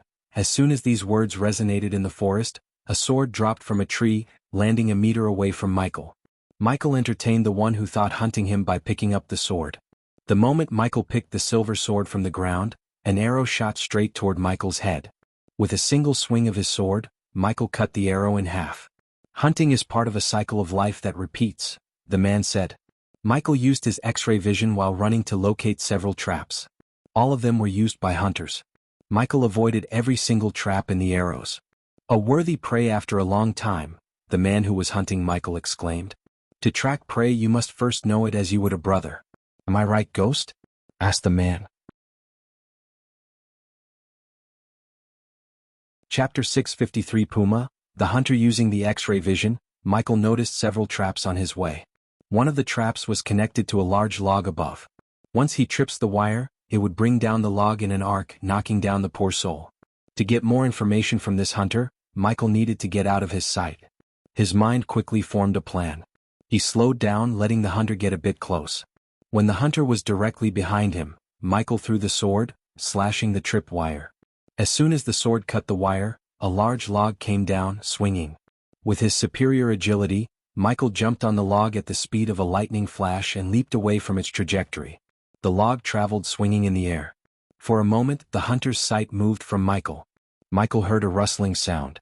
The hunter slid under the log to escape it. Fortunately, the split-second distraction enabled Michael to do something the hunter never had expected. He used the arch energy to get to a treetop with a single leap. Michael jumped from tree to tree, canceling the noise with arch energy. The traps, the quotes the hunter spoke, and everything about this place told Michael the man was obsessed with hunting. A man such as him would have keen senses and tracking abilities. So Michael left no trail for him. After leaping off the log, Michael's feet never touched the ground as he flew a few inches above the ground, not enough for the hunter to differentiate between running and floating. After leading several trees, Michael willed the system to equip his black dress. Michael manipulated the darkness to cover himself. It was enough for him to blend in with the dark night. Hanging on a tree way above the ground, Michael used thermal vision to track down the hunter. To the naked eye, the hunter was invisible due to the ghillie suit in the darkness. But to Michael, the hunter was clear as day. Michael adjusted his X-ray vision to take a closer look at the hunter slowly moving forward. The man crouched down, looking for food prints or disturbances on the ground to locate Michael. Michael felt like a predator. His mind almost screamed at him to make some clicking noises just for fun. "Where are you?" the hunter asked Michael. Despite the lack of tracks, the hunter remained calm. He almost sounded amused. The hunter eventually looked up to see if Michael was up in the trees. "I can hear your heartbeat, Ghost." To Michael's astonishment, an arrow soared through the air, hitting the tree just missing his face by a couple of inches. If it wasn't for Michael's superior reflex, the arrow would have penetrated his head right away. Michael immediately leaped onto another tree and yet again, the hunter hit the tree with an arrow as fast as Michael's leap. "Hear my heartbeat, huh?" Michael smirked. "I gotta give it to you, Ghost, you are a damn good climber," the hunter said. There was a bit of admiration in his voice. "Thank you. I would shake your hands but..." Michael's words were abruptly cut short when an arrow hit the bark beside him. "I will shake your hands." The hunter paused for a moment. "After I cut your hand out of your body? Is that so?" Michael said, rapidly leaping from one tree to another. Since the trees were closer to each other, the hunter wasn't surprised by his acrobatics. In stark contrast, Michael was using arch energy to leap back and forth. To disorient the hunter once again, Michael ordered the system to form a shield around himself, preventing the hunter from hearing his heartbeat. The hunter's arrows finally stopped hitting the trees. He looked around, frowning behind his suit made of dark leaves. This chapter upload first at Novel Bin. Net. If you want to read more chapters, please visit Novel Next. To experience faster update speed while the hunter was searching for Michael, he took out a dagger and cut his palm. As soon as Michael's blood gushed out of his palm, the hunter fired an arrow precisely at the point where Michael touched the tree with his bloody palm. Michael heard the hunter take a long whiff as though he was smelling the blood. Darkness, hearing heartbeats and smelling blood. He's a vampire. Michael connected the dots and learned the hunter's origins. There was no doubt in his mind. To be more sure, Michael decided to see if the hunter has a regenerative ability. The APD healed the cut on his palm. When the blood disappeared from his hand, Michael leaped from tree to tree. In a few moments he closed the gap between them and appeared right on top of the hunter. Michael dropped from the tree, landing a few inches behind the hunter. Immediately, Michael slashed the dagger left and right, cutting the hunter's back. Caught off guard, the hunter roared. Blood spurted out from the hunter's cuts. Michael pulled out the camouflage on his body. As expected, Michael saw the wound closing up. With a speed beyond mortal limits, the hunter turned around, swinging the longbow in his hand. Michael quickly leaped back. "You're a vampire," said Michael. The man before him was tall, muscular with broad shoulders and had a thick mustache. Moreover, his eyes glimmered with killing lust. "RH," the man roared as Michael saw the two long fangs. Even in the darkness, the two fangs were visible to the naked eye. A slight surprise emerged in Michael's eyes. Compared to Avon, the vampire before him was several times more menacing. The vampire did not attack Michael head-on but throw a smoke bomb at his feet to disappear from Michael's sight. The thick cloud of gas quickly surrounded Michael, preventing him from following the vampire's tracks. The vampire's speed surprised Michael. He did not use arch energy to boost his speed. Rather, it was purely skills honed by probably hundreds of years of practice or hunting. Once again, Michael leaped into the air, reaching the top of a tree. He completely concealed the sound of his heartbeat with the help of the system. "System, scan him. I want to know how he managed to teleport me here," Michael ordered the system in his mind. "Full scanning would cost the host 10,000 badass points. Do it. Keep your eyes on the target until the system finishes the scanning. It will be done in 5 minutes. With a smirk on his face, Michael took out a few vials containing human blood. He was using these vials to brew some potions, but now they were going to help him distract the vampire. He tossed a vial to the other side. When the vials shattered, the vampires fired an arrow. "Life is funny, isn't it?" asked Michael. His voice echoed through the silent forest. "One second you were the hunter and the next you became the hunted." The vampire knew Ghost was using the trees to traverse. So naturally he kept his eyes above. Unfortunately for him, the darkness prevented him from locating Michael. His ears couldn't pick up the sound of Ghost's heartbeat. Coupled with Michael's lightning-quick speed, the vampire struggled to locate him. "Teleporting me to the southern continent, that's a good move," Michael conversed with the vampire. He confused the vampire by tossing the blood vials to another side. "But picking me as your target, bad move?" Michael's voice became cold. "You made several mistakes, vampire." Whoosh! An arrow hit the tree Michael was hanging on. Still, it couldn't hit Michael. He was simply too fast. The vampire was indeed good and almost on par with Gaia in archery. However, Michael used the arch energy to boost his speed. Moreover, it was a dark night when Michael was the strongest. This chapter upload first at Novel Bin. Net, mistake number 1. You let me learn the layout of this place. Another arrow penetrated the bark. The vampire avoided hitting the place where the scent of blood came from. He learned Ghost was using the blood vials to distract him. Instead, the vampire focused on Michael's voice. Mistake number 2. You didn't do your homework. Otherwise, you would have known what I am capable of, said Michael. He increased his speed more. As a result, the vampire had a hard time locating Michael. Mistake number 3. You talked too much. Finally, the system finished scanning the vampire. The system has detected a teleportation talisman on the vampire's belt. A talisman. Michael thought. Can you lock down this place? It would be a shame if the vampire used the talisman to escape. That will cost you 50,000 badass points, host. Just do it. Although 50,000 badass points was a huge sum, it wasn't more valuable than the information Michael could get from the vampire. After killing Avon, he had badass points to spare, 400,000 badass points to spare to be precise. A pulse of energy shot out from Michael. It was completely invisible. An oblivious man would see no difference in the forest.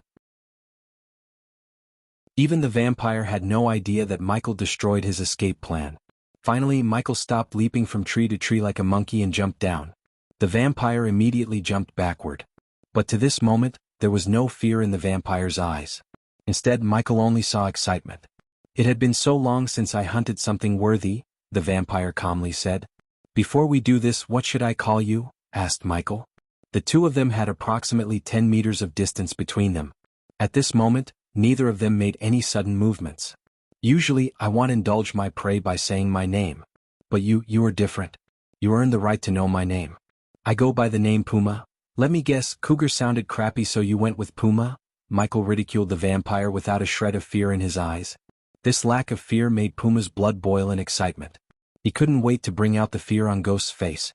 Puma snickered, looking at the smirk on Michael's face.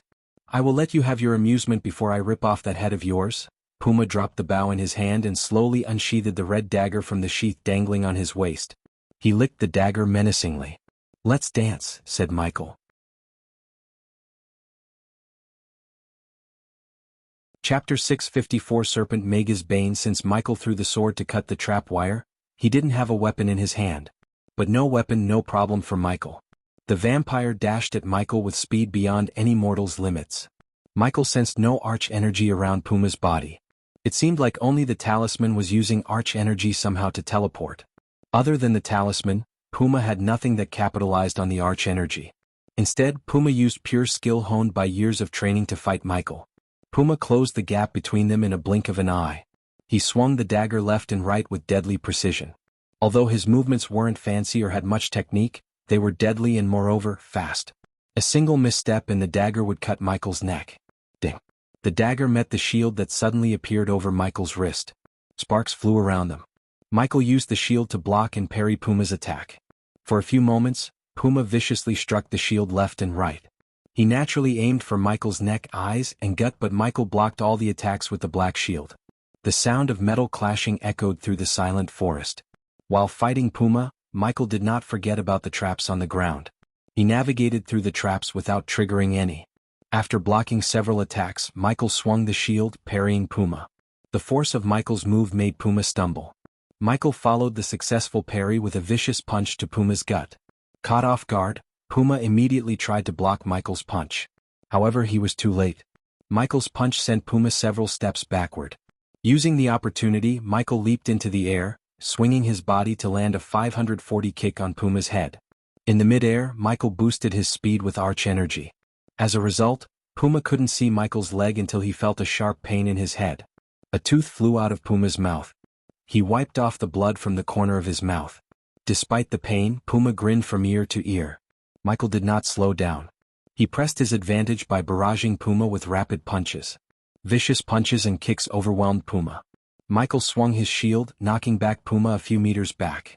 Without giving Puma time to retaliate, Michael finished his combo with a powerful tornado kick.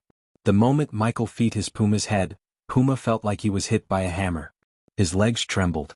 He stumbled back. Serpent Mega. Michael halted his steps when he heard Puma. The vampire spat out blood with a grin. "You remind me of the prey I hunted down a long time ago. She too fought just like you." Michael creased his brows. Although Michael knew Puma was buying time to heal himself, Michael didn't attack him anymore. This chapter upload first at Novel Bin. Net. If you want to read more chapters, please visit novelnext.com to experience faster update speed. But how did a human like you learn the forbidden fighting style of Nagas? Puma tilted his head. During these few moments, Puma's regenerative ability healed his body. "Tell me about that Naga you met." Michael's voice became colder. His eyes turned predatory. "It's a very good fighting style. But just like any fighting style, it has a bane." Instead of answering Michael's question, Puma stretched his arm, raised his right foot from the ground and placed it on the left thigh. As a result, Puma looked like a Shaolin monk. Puma didn't wait for Michael to make a move. Rather, he dashed at Michael. Michael swung his fist, but Puma blocked his punch, countering Michael with a powerful sidekick to Michael's ribs. Michael's abdomen felt numb. Still, he didn't lose his balance. Michael retaliated with vicious rapid punches. To his shock, Puma blocked every single punch as though he had anticipated the punches. Puma counterattacked Michael with rapid kicks and punches. Thanks to the APD, Michael's organs got healed in no time. Otherwise he would have puked blood. In a few blinks of an eye, Puma landed 50 or so punches and kicks on Michael. The worst thing was Michael couldn't anticipate Puma's attacks. Just as Puma said, his Serpent Mega finally met its bane. Even though Michael practiced and made changes to the Serpent Mega to the point he reached 98% mastery, it was still a fighting style created by Naga in this world. Thus, it wasn't a unique, undefeatable fighting style. Puma leaped into the air suddenly. He swung his body mid-air and shot toward Michael like an arrow. Michael's instinct screamed at him as he raised the shield to block Puma's attack. Surprisingly, Puma leaped over Michael's shoulder, changing his trajectory. He swiftly landed behind Michael. Puma was fast to the point even Michael didn't react in time. The vampire swung his dagger, cutting Michael in the back. Blood spurted out. "You're not giving your full focus to me, Ghost," Puma said after leaping away from Michael. He was right. Michael couldn't completely focus on the fight. His mind wondered who the Naga was. Was he talking about Gaia's mother? Michael couldn't help asking himself this question. This time, Puma was surprised to see the wound closing up on Ghost's back. This chapter upload first at novelbin.net. Huh? Puma was confused. Ghost was not a vampire. Then how could his body heal without a healing potion? Puma was certain Ghost didn't drink a healing potion. Yet his body healed itself. You are right. Michael finally turned around. He retracted the shield and cracked his fists. I was wondering whether to kill you or catch you alive. Thank you for making the decision easier. Puma heard a low-pitched whistling noise. He saw Ghost's eyes glimmer for a moment. If they had daylight, Puma would have seen Michael's eyes turning pitch black. Darkness shrouded Ghost. Suddenly, 2 black laser beams shot out of Michael's eyes. Puma didn't even have time to react as the 2 black laser beams penetrated through his shoulder. Moreover, the beams contained a force that sent Puma flying onto the tree behind him. Splinters of wood flew. Any man could see the 2 holes in several trees. After the black laser beams disappeared, Michael's eyes radiated a puff of smoke. Michael's face turned serious. He wasn't playing anymore. Immediately, Michael ordered the system to disable if there was any surveillance spell or recording stones around them. Next, Michael dashed at Puma, who was trying to pick himself up from the ground. Since Michael lacked the badass points to empower the dark beams with dark flames, the 2 holes in Puma's shoulders slowly closed up. Seeing Ghost dashing toward him, Puma quickly prepared himself to block his attacks. The imminent threat stopped Puma from wondering what the heck just happened. But his body refused to move, as though an invisible force was shaking his body. When Michael reached Puma, he punched Puma in the face. A sickening crunch resonated from Puma's nose. It looked crooked. Before it could heal itself, Michael snatched the red dagger in his hand. The dark flames engulfed the dagger. Immediately, Michael swung the dagger, cutting Puma's hand clean off of his shoulder. Blood spurted everywhere, including on Michael's face. But Michael did not stop. He cut Puma's second hand. Arghar. Puma screamed as the red dagger turned into an ooze by the dark flames. As expected, the dagger couldn't withstand the heat of the dark flames for longer. It must have been an epic class weapon to last long enough for Michael to keep the dark flames for a couple of seconds. The 2 hands hit the ground with a thud. Puma had never felt such intense pain ever since he was turned by Elder Lenora. The pain was too excruciating. Every fiber in his body screamed in agony. Since his hands were cut off by the dagger engulfed by the dark flames, Puma's body was unable to regenerate the 2 hands. Without playing with Puma, Michael flicked his wrist, taking out a long needle from the system's storage. He stabbed the needle into Puma's neck without wasting any time. As soon as Michael injected the needle into Puma's neck, the vampire squirmed frantically. His body soon stopped moving altogether after a few moments. Silence fell over them once again. Except for the sound of dried leaves rustled by the wind, one could hear nothing. Michel wanted to teleport Puma to the crypt. But he raised his hand and touched the tree behind Puma. Soon, a golden glow appeared in the tree for a moment and disappeared after a second. After placing a rune on the tree to teleport here later, Michael willed the system to teleport Puma and him to the pocket dimension attached to the dark forest. That was where Michael tortured and killed Connors. He used the pocket dimension to interrogate high-priority targets. His instincts told him that Puma was nothing but a high-value target. There was a chance Puma was talking about Gaia's mother.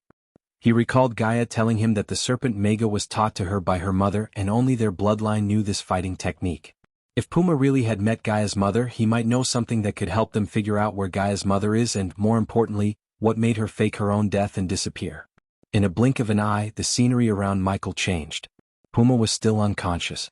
My lord, as soon as Michael appeared in the pocket dimension, he was welcomed by Azazel. The demon butler was surprised to see Michael with Puma. The demon butler was enjoying his time off in the serene view of the waterfall and the small lake at the feet of the waterfall.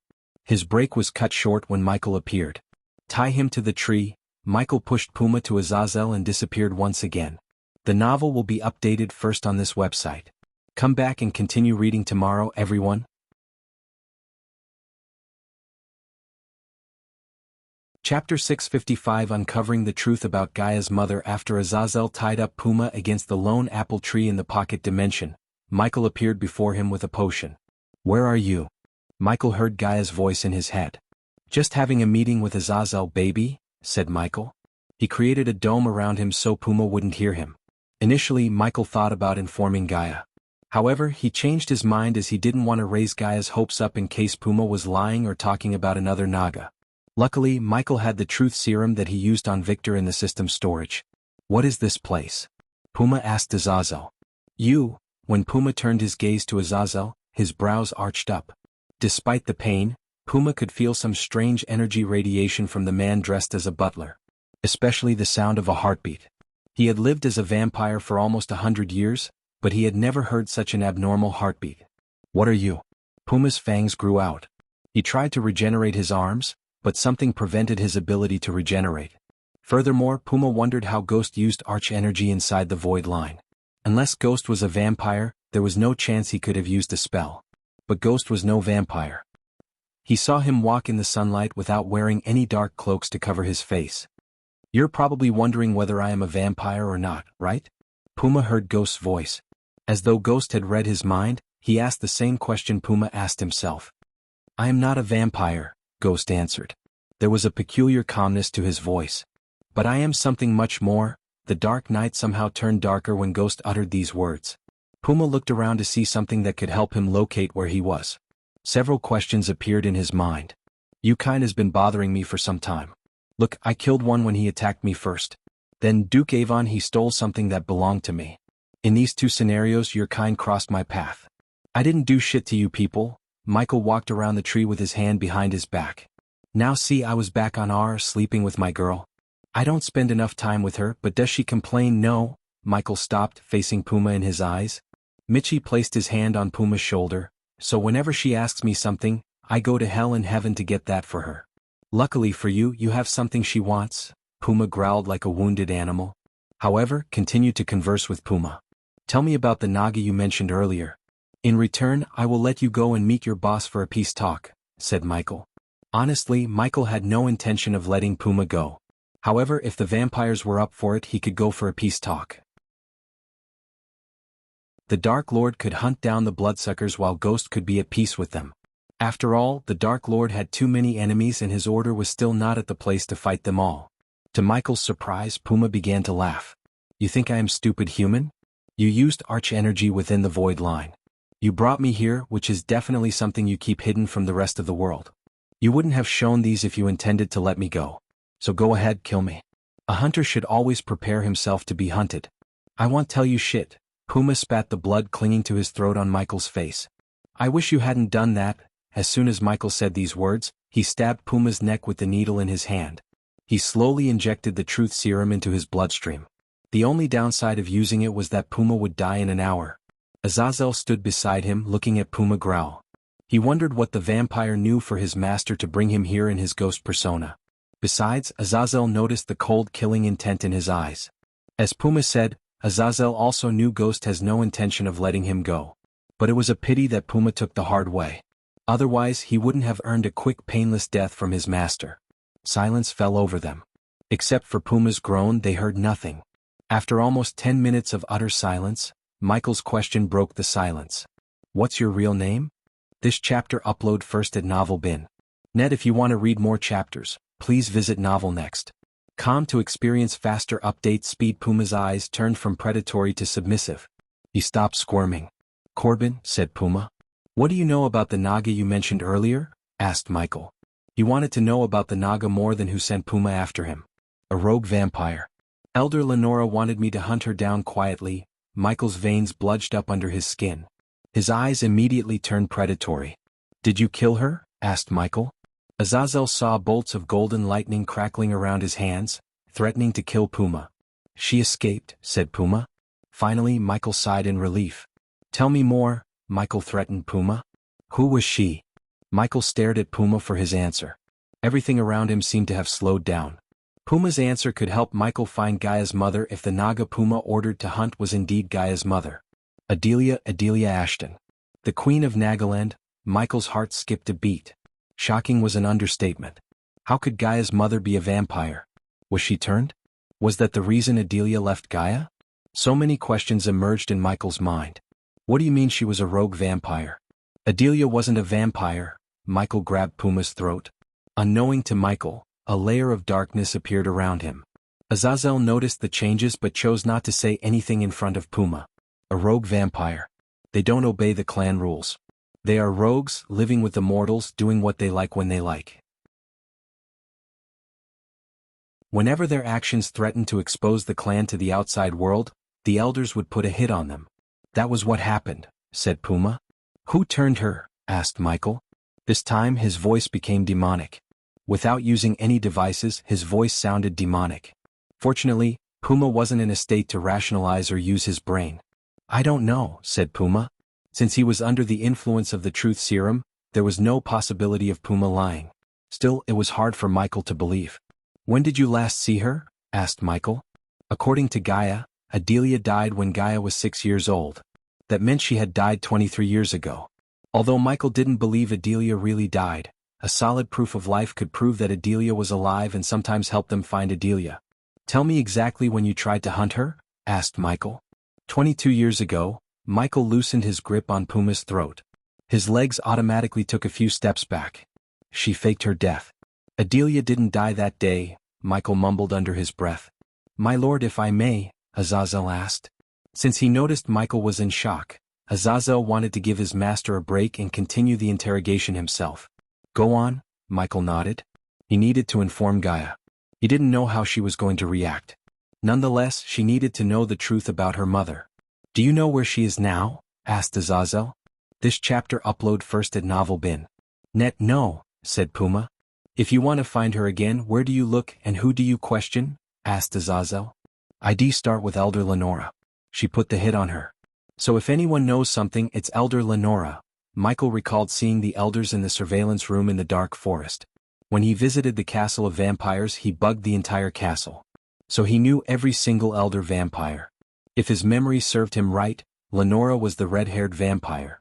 Now that Michael thought about everything, he had never seen Puma in the castle.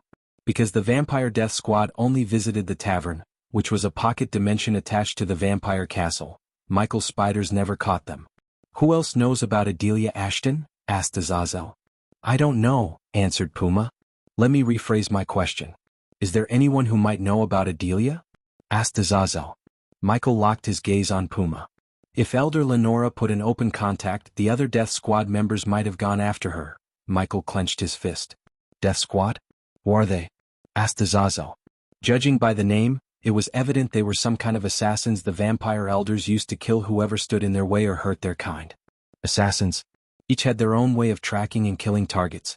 I am one of them. Who else is in the Death Squad? Asked Michael. Bear, Spider, Snake, Grey Wolf and White Wolf. Michael inquired about each and everyone from Puma. If Michael didn't have the system, he would have been dead right now. Puma was not at all an easy foe to go against. In fact, with the teleportation talisman, Puma could hunt almost anyone in the world. If the others were anything like Puma, Adelia would have been in real trouble. No wonder she faked her own death, thought Michael. It was time to bring Gaia to meet Puma. But before he teleported back to R, Michael forced the blood tonic down Puma's throat. In case Puma used some tactic to escape this place, Michael could kill him with a snap of his finger. It was reassurance. Keep an eye on him, Michael said to Azazel. Then Michael disappeared into thin air. The scenery quickly transformed around Michael. When he appeared in his room in Voldegard's castle, he noticed Gaia peacefully sleeping. He took a deep breath and walked to her side. Gaia? Michael gently brushed her face. What? Come to bed, she groaned, half asleep. Wake up. There is something you need to know. Sensing the seriousness in his voice, Gaia slowly opened his eyes. Michael sat on the bed beside her. What is it? The sleepiness in Gaia's eyes instantly vanished. In its stead, a glimmer of worry glistened in her eyes. I caught someone who met you, mother.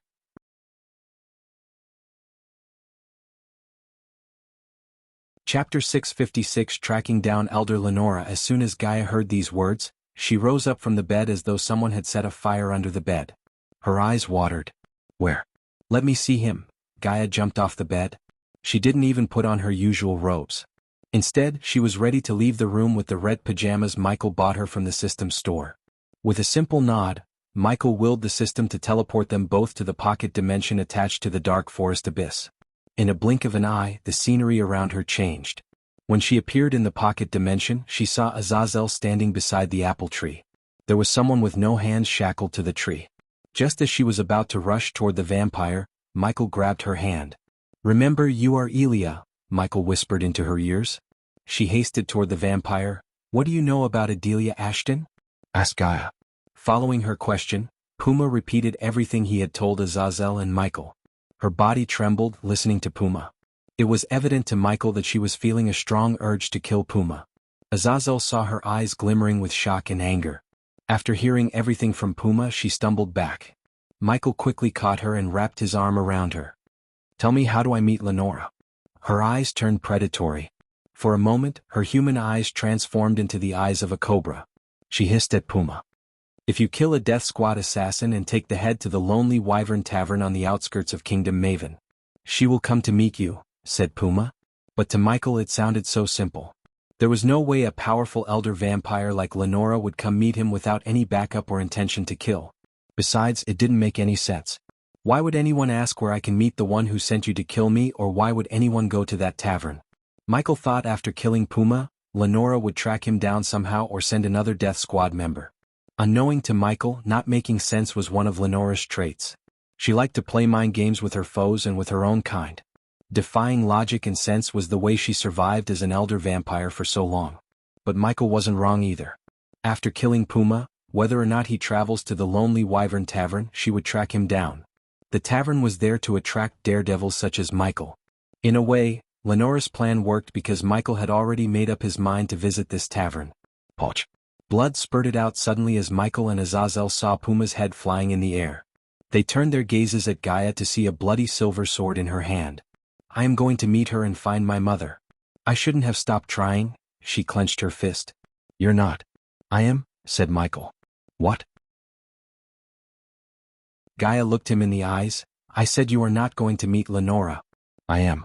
Puma was after me. So it'll only make sense if I go to meet her." This chapter upload first at Novel Bin. Net. If you want to read more chapters, please visit Novel Next.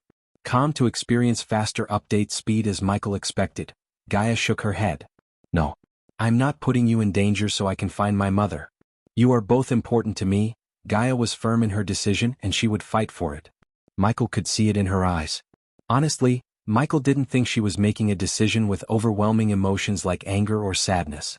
Anyone would do the same in her shoes. After all, Adelia was just a person to Michael, but to Gaia, Adelia was her mother. How could Gaia remain still after learning her mother was turned into a vampire and being hunted by powerful beings? "What do you think will happen? You waltz in there and they will tell you everything you want to know. I will make them," Gaia growled. Killing intent soared through the roof in her eyes. "No, you can't," Michael bluntly said. "Think about it.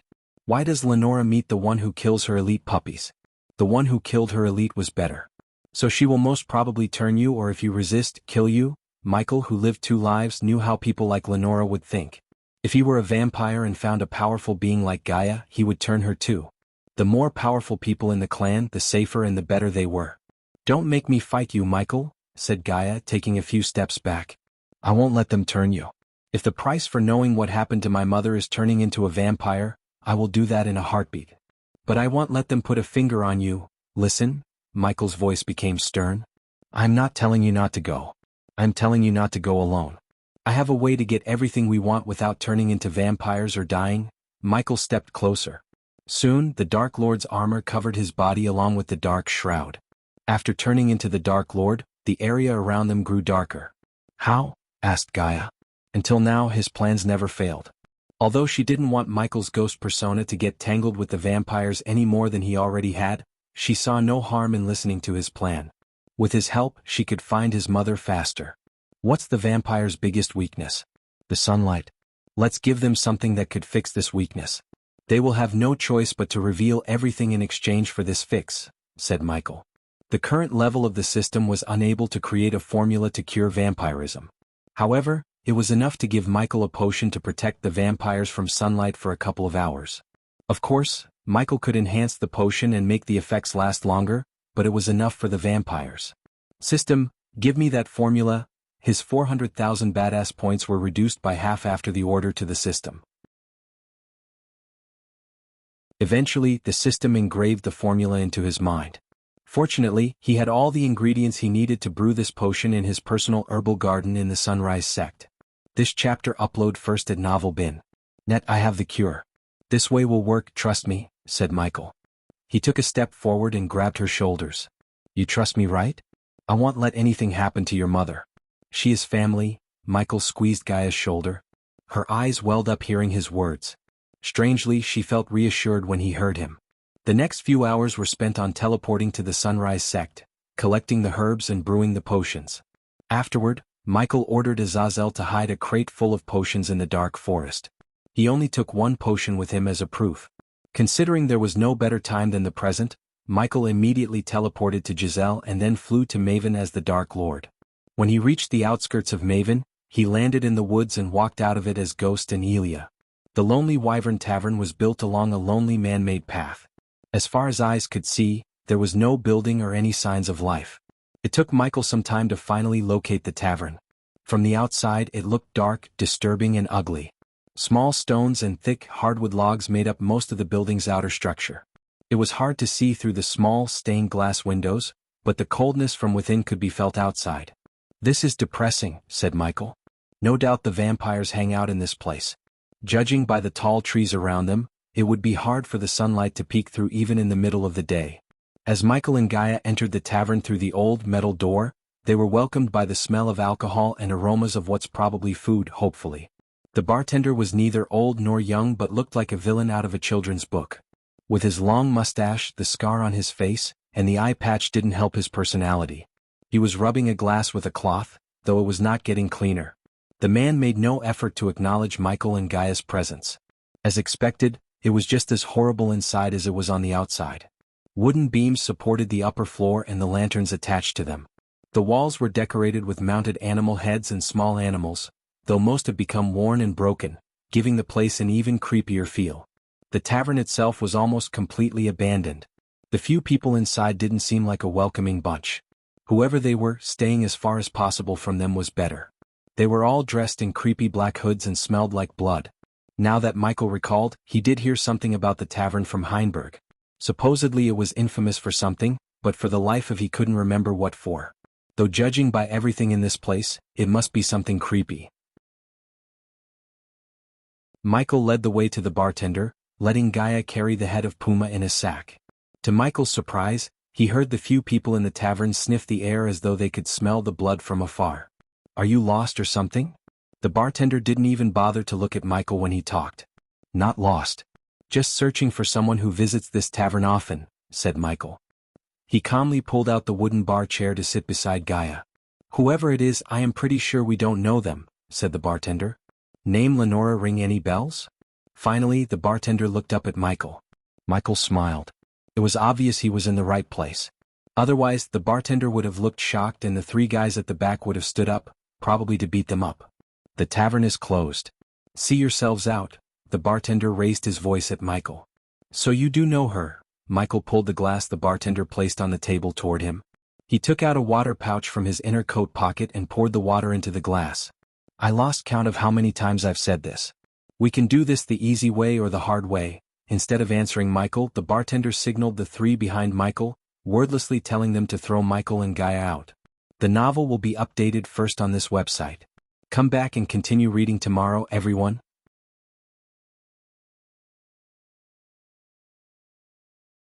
Chapter 657 Gaia versus everyone in the tavern. "I got this." Gaia put the sack containing Puma's head on her chair after she stood up. She cracked her fist. Her eyes turned predatory as though of a seasoned killer. It was evident she was not in the mood for playing. Anyone could see the suppressed rage in her eyes. The bartender looked at her for a moment before turning his gaze back to Michael. He couldn't believe the youngster was letting a girl face these killers. As a man who lived in the southern continent for decades, the bartender could easily differentiate cultivators from southerners. These two were definitely not from the southern continent, which meant they hailed from the cultivation continents. However, no matter how powerful they were in their homelands in the southern continent, they were as weak as babies. At least that's what the bartender thought. Michael slowly took the glass in his hand and took a little sip. He didn't even bother to turn around. "You have insurance for this place?" asked Michael. Meanwhile, three tall, bulky, muscular mountains moved toward Gaia. Gaia and Michael were tall, but these three were taller. They were tall enough to raise anyone's eyebrows. If being tall wasn't enough to stand out, they were big enough to win any bodybuilding competition on Earth. Compared to them, Gaia looked smaller, like a child. The three cracked their knuckles. One of them looked at Michael. "Last chance, kid. Leave now and we won't mess up your girl," growled the man. He didn't remove his hood so Michael couldn't see his face in the reflection in the glass. "Try not to kill them," said Michael, completely ignoring the man. "But the more the blood, the better," said Michael. Drawing out Lenora might require them to spill more blood. She was a vampire after all. Michael didn't delude himself by thinking he could get an elder vampire's attention without bloodshed. As much as he liked to avoid bloodshed, some tasks required blood. For instance, the bartender could tell them he knows Lenora or the way to meet Lenora. Instead, he ordered his lackeys to beat them up. A wrong decision on the bartender's path. Gaia was ready to fight Michael himself, let alone these nobodies. "I don't have all day," Gaia coldly threatened the three. She rolled up her sleeves, preparing to beat the crap out of them. The three might have an advantage in size, but they were no match for a furious woman with arch energy coursing through her veins. Their heavy thundering boots made the table nearby tremble. Instead of ganging up on her, only one approached Gaia. The man didn't take Gaia seriously. So, when he reached an arm-reaching distance from Gaia, he tried to put his hand on Gaia's shoulder with the intention of throwing her out. Before his hand could touch Gaia, she grabbed his hand, immediately crushing his hand. This chapter upload first at Novel Bin. Net. If you want to read more chapters, please visit Novel Next. Com to experience faster update speed. The man squealed like an injured cat. His scream surprised everyone. But his cry was cut short when Gaia kicked him right between the legs with enough force to dislocate his pelvic bone. Michael grimaced. He almost heard the sound of something shattering. The man lost all his strength and power. Finally, he just collapsed to the ground. So they are not vampires, Michael thought to himself. If he were a vampire, her kick would have hurt him more because vampires had no reproductive organs in their bodies. Instead of traditional means, the vampires reproduced by turning others. In a way, their fangs were their reproductive organs. "Bitch dash," the man growled. Unfortunately, Gaia wasn't done with him. She took a step forward, stomping his stomach. Blood gushed out of his mouth. The man curled into a ball, screaming in agony. His scream was cut abruptly short by Gaia as she picked up a chair nearby and bashed it on his head. The two behind him were stunned, just like everyone in the tavern. Using their momentary shock, Gaia grabbed the broken piece of the chair in her hand, leaping onto the two behind her victim. The two of them snapped out of shock. Intuitively, they brought their hands before their faces to defend themselves. The wooden leg was no match for the thug's big gigantic arms. Wood splinters flew in all directions when Gaia bashed the wooden leg on the man's arm. Everyone thought Gaia was done for. Unlike the first one, the two were prepared. They thought Gaia wouldn't be able to surprise them with a low blow. "Fucking bitch," one of the men threw his fist, cursing Gaia. Once again she surprised them with her speed. She swayed her body to the side, avoiding the punch mid-air, grabbed one of the flying wood splinters, and stabbed the man who threw the fist in the eyes. Wasting no time, she punched the man in the chest, pushing him a few meters back before turning her focus to the other. As she calculated, the man tried to kick Gaia in the gut, leaving himself vulnerable. To everyone's shock, Gaia grabbed his leg and threw him onto the other. The man who got stabbed in the eyes screamed in agony until he collided with his buddy. Her throw had enough force behind to make the two of them fly onto the wall behind. The animal heads hanging on the wall tumbled down due to the force of the collision. Everything from Gaia leaping onto them to sending them flying happened in a couple of seconds. It was too fast for a normal human being to comprehend.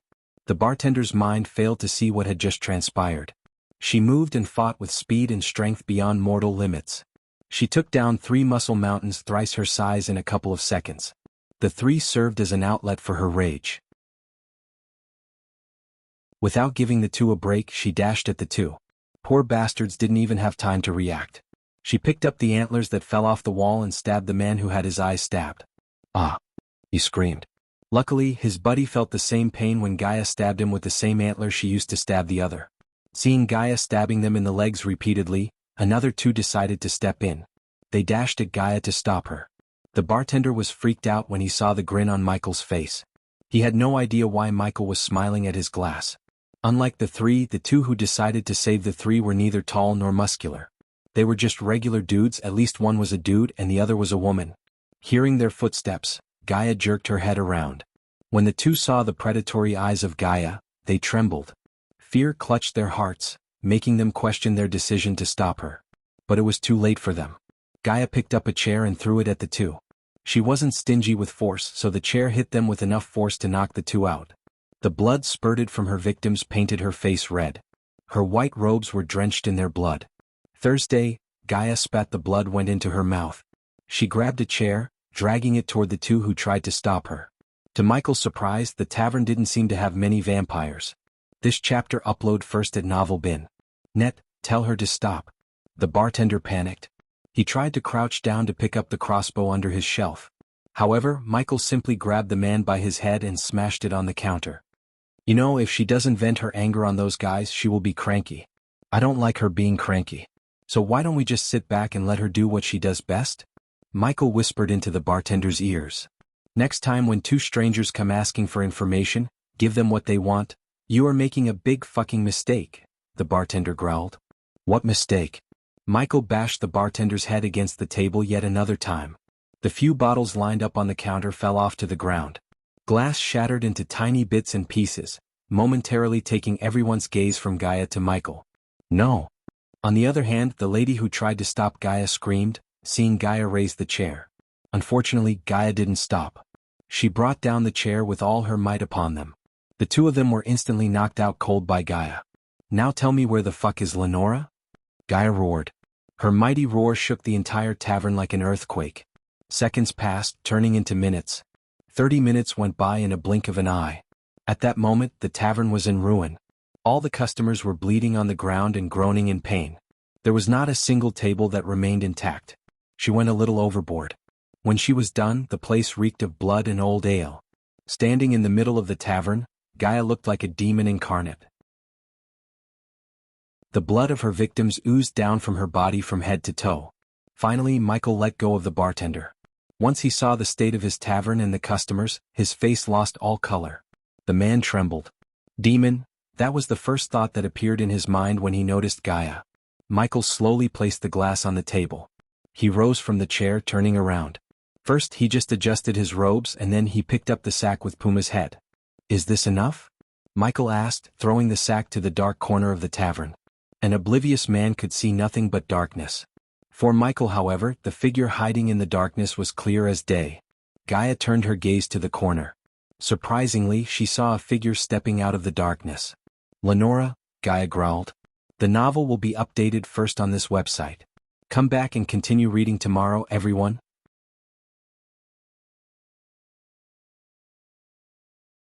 Chapter 658. Meeting Elder Lenora. Michael bashed the bartender's head once last time, knocking him out cold. Then he came to Gaia's side. He squeezed her hand, wordlessly telling Gaia not to do anything. The figure who Gaia thought Lenora slowly removed her dark hood.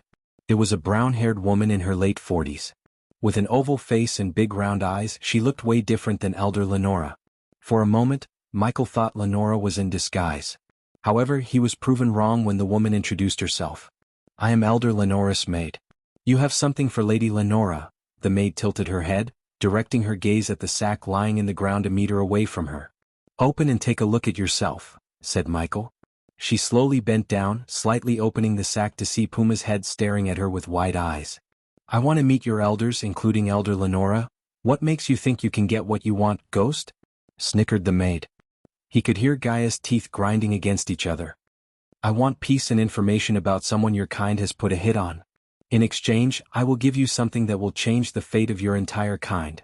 The maid looked a bit surprised by his words. For a moment, she deeply pondered what Ghost had just said.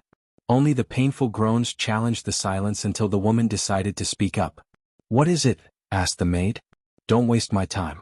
I will give it only to your elders, not to a maid like you. Take me to Elder Lenora. Michael's voice became stern and cold. He wasn't in the mood to negotiate with a maid. The maid remained still without uttering a word. She will meet you here this Friday at the same time. For your sake, I'm hoping you have something really interesting, said the maid. To Michael's surprise, she faded into thin air. Where is she? Gaia dashed forward to catch the maid, but it was too late. Friday, Michael mumbled under his breath. This Friday was the last day of his Mazeroth holidays. He had to return to Mazeroth. There was no way Michael could postpone meeting Elder Lenora. For Gaia's sake, he had to meet her. If finding Gaia's mother meant he would have to return to Mazeroth a few hours late, he would do it in a heartbeat. Gaia frantically looked around the tavern to locate the maid. Michael intervened to stop her from looking like a crazy person. 2 days, said Michael. This chapter upload first at Novel Bin. Net, if you want to read more chapters, please visit Novel Next. Com to experience faster update speed. In 2 days, we will find out what happened to your mother. It took Michael some convincing to take Gaia out of the tavern instead of traveling to the vampire castle as the Dark Lord and the Dark Queen. Unnecessary complications could arise if Michael entered the vampire castle as the Dark Lord. Thus Michael chose to wait 2 days. Michael used these 2 days to brew more potions for his majestic, including the plague cure. Then he visited the Sunrise sect to meet with Claire and the elders. They were surprised to hear Michael's request to abolish the king's rule and implement a round table of ministers to rule the kingdom like in the southern continent. Of course, to the outside world, Bradford was ruled by Sunrise sect elders. In reality, however, Michael would make decisions and rule the kingdom from the shadows. This way his enemies wouldn't target Bradford to hurt him. After signing the required parchments, Michael collected the necessary herbs to brew the potions for the vampires. He gave the potion crate to Azazel and ordered him to bury it somewhere in the dark forest. After everything was said and done in the Elon continent, Michael returned to Voldegard Castle. At first, Michael felt somewhat reluctant to leave the Voldegards without ensuring their safety. But Eve reassured him and made some deals with other powerful families in Thera to strengthen her family. He didn't forget about Eve's curse. He paid the system 250,000 badass points to locate an item that could be absorbed by the system and turned into a curse-breaking skill. The bad news was, Michael had no time to visit the treacherous ocean. The good news was, Aladir could create an array to let Michael snake out of the Ukulun realm without being detected by the arrays in Mazeroth. He promised Eve he would break her curse within the next 6 months. To Michael's surprise, Eve didn't seem to care much about whether she lived or not. As far as she was alive, she wanted to make sure the Voldegards remained safe. Michael really felt bad about leaving Eve instead of helping her. Unfortunately, Michael had no choice but to return to Mazeroth. With a warm hug, Eve sent him off to Mazeroth, except Michael didn't teleport to Mazeroth. Instead, he went straight to the Lonely Wyvern Tavern to meet Lenora. Following his goodbye to Eve, Michael met Fedora. Except for Cain, the other two still looked gloomy. They needed time alone, so Michael left them in the dark forest in the care of Azazel. Considering the time, Michael ordered Aladir and Nightmare to return to Mazeroth before he and Gaia. The Lonely Wyvern Tavern looked as gloomy as ever under the moonless dark sky. The dark clouds hovering in the sky, threatening the earth with heavy downpours, added an extra layer of gloominess to the tavern. Except for the rumbling thunder and howling wind, there was no sound in the area. I've reached the castle. When Michael reached the tavern, he heard Aladir's voice in his head. Good. Hope your runes work, said Michael. When he met Aladir back in the dark forest, Michael asked the dark elf to ensure no one in Mazeroth could see him and Gaia through their disguise. If it wasn't for the lack of badass points, Michael could have done it using the system. He was saving the points to buy the Silene spell, which would slow down time around him for a short amount of time. Furthermore, he wanted to upgrade all of his spells. It has been a long time since he upgraded them. They reached Mazeroth? Asked Gaia, walking beside him to the tavern door. Michael nodded. Using his environmental scanning map and spiders, Michael sensed 3 people inside the tavern. The door slowly creaked open. As Michael had sensed, he saw a dark-robed figure, the bartender, and another lady dressed in a creamy white skirt and a big dark hat with red feathers on her head. Unlike when Michael visited the tavern before, the place looked empty. At least, they managed to fix the tables and the fallen trophies when Gaia almost destroyed the place. The bartender glanced at Michael for a moment before turning his focus back to refilling the lady in white's glass. The one standing beside the lady in white resembled the maid Michael met earlier. Let me do the talking, Michael whispered to Gaia. This chapter upload first at Novel Bin. Net. Gaia nodded. The floor creaked every time Michael took a step. Until now, Michael had faced 2 elder vampires. But those 2 were just saplings compared to the ancient elders like Lenora. Just by being in the same room with her, Michael could feel the terrifying aura being radiated by her. In terms of cultivation, Lenora was at the peak of the fusion stage. After Michael's many experiences with the vampires, he learned a valuable lesson. Vampires couldn't be scaled with mere cultivation standards. Their kind had powers beyond cultivation stages. Thus, Michael dared not to underestimate Lenora. Silence fell over the tavern. In the air, a tinge of blood permeated. The bartender's legs trembled in fear. Michael doubted the red liquid the bartender poured into Lenora's cup was wine. "Take a seat," Lenora's voice chimed, cutting through the silence. She tapped the bar stool beside her. "System, the moment something goes wrong, teleport us to Mazeroth," Michael ordered the system. If push comes to shove, he wanted to be in Mazerto where the vampires held no power. Besides, both Gaia and Michael had the teleportation scroll given by Mazeroth to teleport to the castle grounds. Therefore he didn't have to spend any badass points buying teleportation scrolls from the system. Every step he took forward reminded Michael of the Elder Vampire's latest meeting. When Michael sneaked into their castle to kill Victor, he bugged the entire castle including the round table of vampires. That was how Michael knew Avon was being turned into an elder vampire and their decision to wake something called a Blood Prince. The name itself was ominous enough for Michael to be aware of. At least, Michael had thrown a wrench into the ritual by killing Avon. So he thought. Michael sat beside Lenora and Gaia sat next to Michael. "This is the first time someone wanted to meet me, even after knowing what I am capable of," said Lenora. Her voice was melodious, calm and composed. Any oblivious man wouldn't believe she was a freaking elder vampire capable of destroying a kingdom single-handedly. "You have some big balls, Ghost," Lenora chuckled. Michael sensed the killing intent behind her seductive chuckle. For the first time, Michael opted for the high-risk, high-reward way for Gaia. If everything went according to his plan, Ghost and the vampires could be at peace as well as learn about Gaia's mother. Suppose it wasn't the case, Michael knew he'd have to become the Dark Lord to defeat Lenora.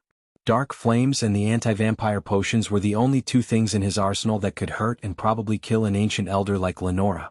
"I like Puma. He served me and my kind well."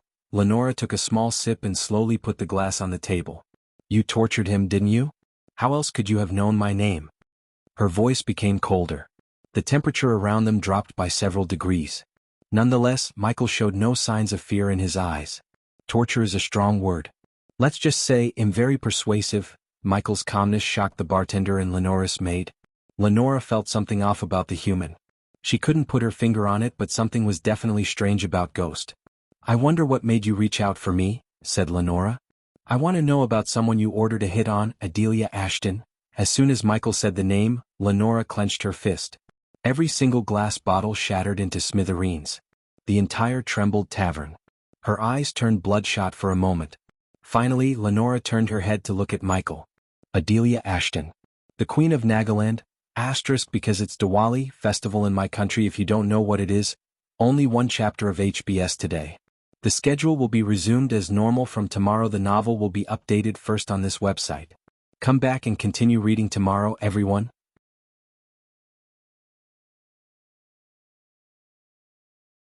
Chapter 659, Deal with the Vampires. "How do you know her?" asked Gaia. Finally she couldn't keep her mouth shut anymore. Tiske. Lenora slowly shook her head. "What's the rush? You haven't even seen our hospitality yet," said Lenora. She winked at Michael before snapping her fingers. To Michael's surprise, the scenery around them changed. He and Gaia appeared in a gloomy hall dimly lit with torches. At the center of the hall was a large stone round table. Michael immediately recognized the room. This was the meeting hall of the elders. His spiders were still around. He could sense them. "Follow me." Lenora appeared before him. She led the two toward the stone table. The entire hall was silent. As Michael stepped forward, the gentle smell of blood began to permeate the air. The round table slowly opened. Without uttering a word, Michael and Gaia went through the opening and stood in the middle. At the moment, only one stone chair among the 10 was occupied. Soon, figures appeared in the hall one by one. Considering Michael and Gaia had seen them in their surveillance room, they recognized each. The first to appear after Lenora was a brunette. She was Trista. No one would ever think of her as a vampire. She dressed in brown silky robes, leather boots and wore thick red lipstick. She winked at Michael playfully before taking her seat next to Lenora. Following Lenora, Saber entered the room, surprising Gaia with his young look. If she didn't know he was a vampire, Gaia wouldn't throw a second glance at him. He looked like a next-door kid in his teenage years. He still had the baby fat on his cheeks. The two vampires didn't look surprised, which meant they already discussed bringing Michael and Gaia to their castle. However, Michael wondered where they had this conversation and how they communicated. Because he bugged the entire castle, yet he had never seen them together after their discussion about the Blood Prince. Michael patiently waited for Ingram to join them. His fearless eyes surprised the vampires, especially Saber. Just like Lenora, he also felt something strange about the human before him. Saber couldn't find a word to explain this feeling. If he had to, he would say fear. Why did he feel afraid of the human? Saber asked himself. They were night walkers, rulers of the night, and gods among mortals. Yet, the vampires felt a seed of fear sprouting in their hearts. Finally, Michael saw Ingram appear in the hall. The dim torches illuminated his calm-looking face. His ashen hair was neatly tied into a ponytail. Unlike the other elder vampires, he was in armor made of both leather and metal. With the sword dangling on his waist, he looked like the embodiment of the word bravery rather than a vampire. Although there were 10 stone chairs, Michael had never seen all of them get filled. It was always these 4. He recalled seeing a fatty bald vampire when he first bugged the castle. For some reason that vampire was nowhere to be seen. Of course, Michael didn't know Harriet killed Hacken because he created another elder vampire who almost killed Michael and Noah in the alchemy competition. "Is everyone here?" asked Lenora. The others nodded. Everyone remained silent, letting the eerie feeling creep into Michael and Gaia. "So, who killed Puma among the two of you?" asked Trista. "I did," said Michael. "When did you figure out he was a night walker?" asked Trista. "When I saw him regenerate and show his fangs." "Let me get this straight," Trista chuckled, leaning forward. "You found he was a night walker, killed him somehow, and thought it's a good idea to track down the one who sent him?" "Not exactly," Michael shook his head. This chapter upload first at Novel Bin. Net, if you want to read more chapters, please visit Novel Next. Com to experience faster update speed. "Then tell us, why are you really here?" said Trista. Michael took a deep breath. "I am here to offer something in exchange for information and peace with your kind," said Michael. "Information about her mother, I presume?" Saber calmly said, surprising Michael. He moved his gaze from Trista to Saber. The young vampire leaned back on his stone chair with a smile. "You can hide her face with a mask. But you cannot replace her blood." "A Naga?" Saber glanced at Gaia from head to toe. Both Michael and Gaia were shocked. They didn't expect Saber to find out her origin. Michael felt like he had underestimated the vampires. Not just a Naga. The Princess of Nagaland. The rightful wonder to the throne and the only daughter of Adelia Ashton, Saber slowly spoke. His voice was mixed with admiration and shock for some reason. Since Michael was pretty good at reading people, he could tell Saber definitely had some respect for Adelia. To be honest, Michael had so many questions about Adelia. The woman intrigued him to the core. At first, she was just Gaia's dead mother. Other than that, Michael didn't have any other thoughts about Adelia. But the more he dug deep into Gaia's mother, he was constantly surprised by her. First, Gaia saw a recording left by her mother. She was a member of the Order who asked Gaia to find the Dark Lord. Then, Eladir revealed Adelia's origins as Wraith, one of the founders of the Order. Now, he learned Adelia might have been a vampire and somehow earned the right to be hunted by the Death Squad. There were so many mysteries around Adelia. It was like peeling an onion. Secrets kept coming one after another. "You don't seem crippled to me," said Ingram. "Tell me about my mother. Where is she?" Gaia ignored Ingram and questioned them all. Michael tried to stop her, but it was too late. Luckily, the vampires seemed amused by her outrage rather than offended. "You may have misjudged the situation, Your Royal Highness," Lenora chuckled. "You're alive because we felt somehow curious about Puma's death and his strange request to meet us," said Lenora. "In other words, you're walking on a line between life and death, so you better keep us curious," said Trista. There was a hidden murderous intent in their voices. Michael stepped forward. "Elders, I am going to show you something." Michael glanced at the elders. They nodded after a while. Finally, with a flick of his wrist, Michael took out a sparkling gold potion. The position glistened and sparkled like liquid gold. "This is what you were talking about? A potion?" Lenora looked a little bit disappointed. However, Saber felt a strange energy from the potion. "Not a potion, Elder. I found this in the treacherous ocean. It was left by a 6-star alchemist," said Michael. The vampires possessed the ability to tell whether someone was lying or not by sensing their heartbeat and facial signs. Thanks to the system, Michael was able to fool the vampires. Along with the parchment, unfortunately, the parchment crumbled due to time. However, I remember the words. "May thy rulers of night rule the day." This chapter upload first at Novel Bin. Net, the vampires were taken aback by surprise. From their point of view, the human before them was telling them the truth. "At that time, I didn't understand the meaning even after seeing the potion's effect," What are the effects? Saber asked. Michael grinned inwards when he saw the curious look in the vampire's eyes. Offer protection against the sun. Until I learned about the night rulers, I didn't think of this potion as much. Are you telling us this potion will protect us from the sun? Groaned Lenora. Her normal playful voice disappeared. Instead, she talked in a cold voice. If my calculations were right, this potion will protect you for at least an hour and a half. With time and resources, you can find a way to make the potion's effect last long. Suddenly, Saber waved his hand. An invisible force snatched the potion out of Michael's face. If this didn't work, Saber didn't finish his sentence but let Michael imagine the outcome. You can do whatever you want with me, said Michael. With a nod, Saber disappeared from the hall. Following Saber's disappearance, silence took over the hall. Michael and Gaia remained still. Michael squeezed her hand, wordlessly reassuring her. If his peaceful way didn't work, he wouldn't blink an eye to slaughter the elders. Gaia had never begged him for something. But for the first time she cried for his help. There was nothing he wouldn't do to find Adelia. He must find her. After all, Adelia wasn't just Gaia's mother but a founder and a member of his order. If she was alive, it was his responsibility as the Dark Lord to take care of his loyal followers. Besides, Adelia was family. After a couple of minutes, Saber returned to the hall. This time he wasn't alone. He had an elf dressed in a fancy noble dress with him. The elf looked terrified and Michael could see the sweat beads on his forehead. What happened? Lenora asked Saber. She failed to hide the curiosity in her heart. I survived, the elf said, shivering. Except for Ingram, the other elders looked bewildered. Even the usually calm and composed Saber couldn't hide the excitement. His hand trembled, holding the vial with a few drops of golden liquid in it. Instead of answering, Saber appeared in front of Michael in a blink of an eye. He grabbed Gaia and Michael by his neck, lifting them up off the ground. Despite Saber's scrawny look, he was able to lift Michael and Gaia without breaking a sweat. Tell me, where can I find more? Saber loosened his grip just enough to let Michael barely utter the words. Tell me about Adelia and agree to call off the death squad. If we don't get back to where we came from alive and unharmed, the potions are good as gone, Michael grinned. The information Michael had was crucial to the point that it could change the entire vampire's fate. In other words, Saber can't kill him even if he wishes to. Phase 1 of shocking the vampires with the potion had been completed. Next phase, get the protection of one of the elders and learn about Adelia.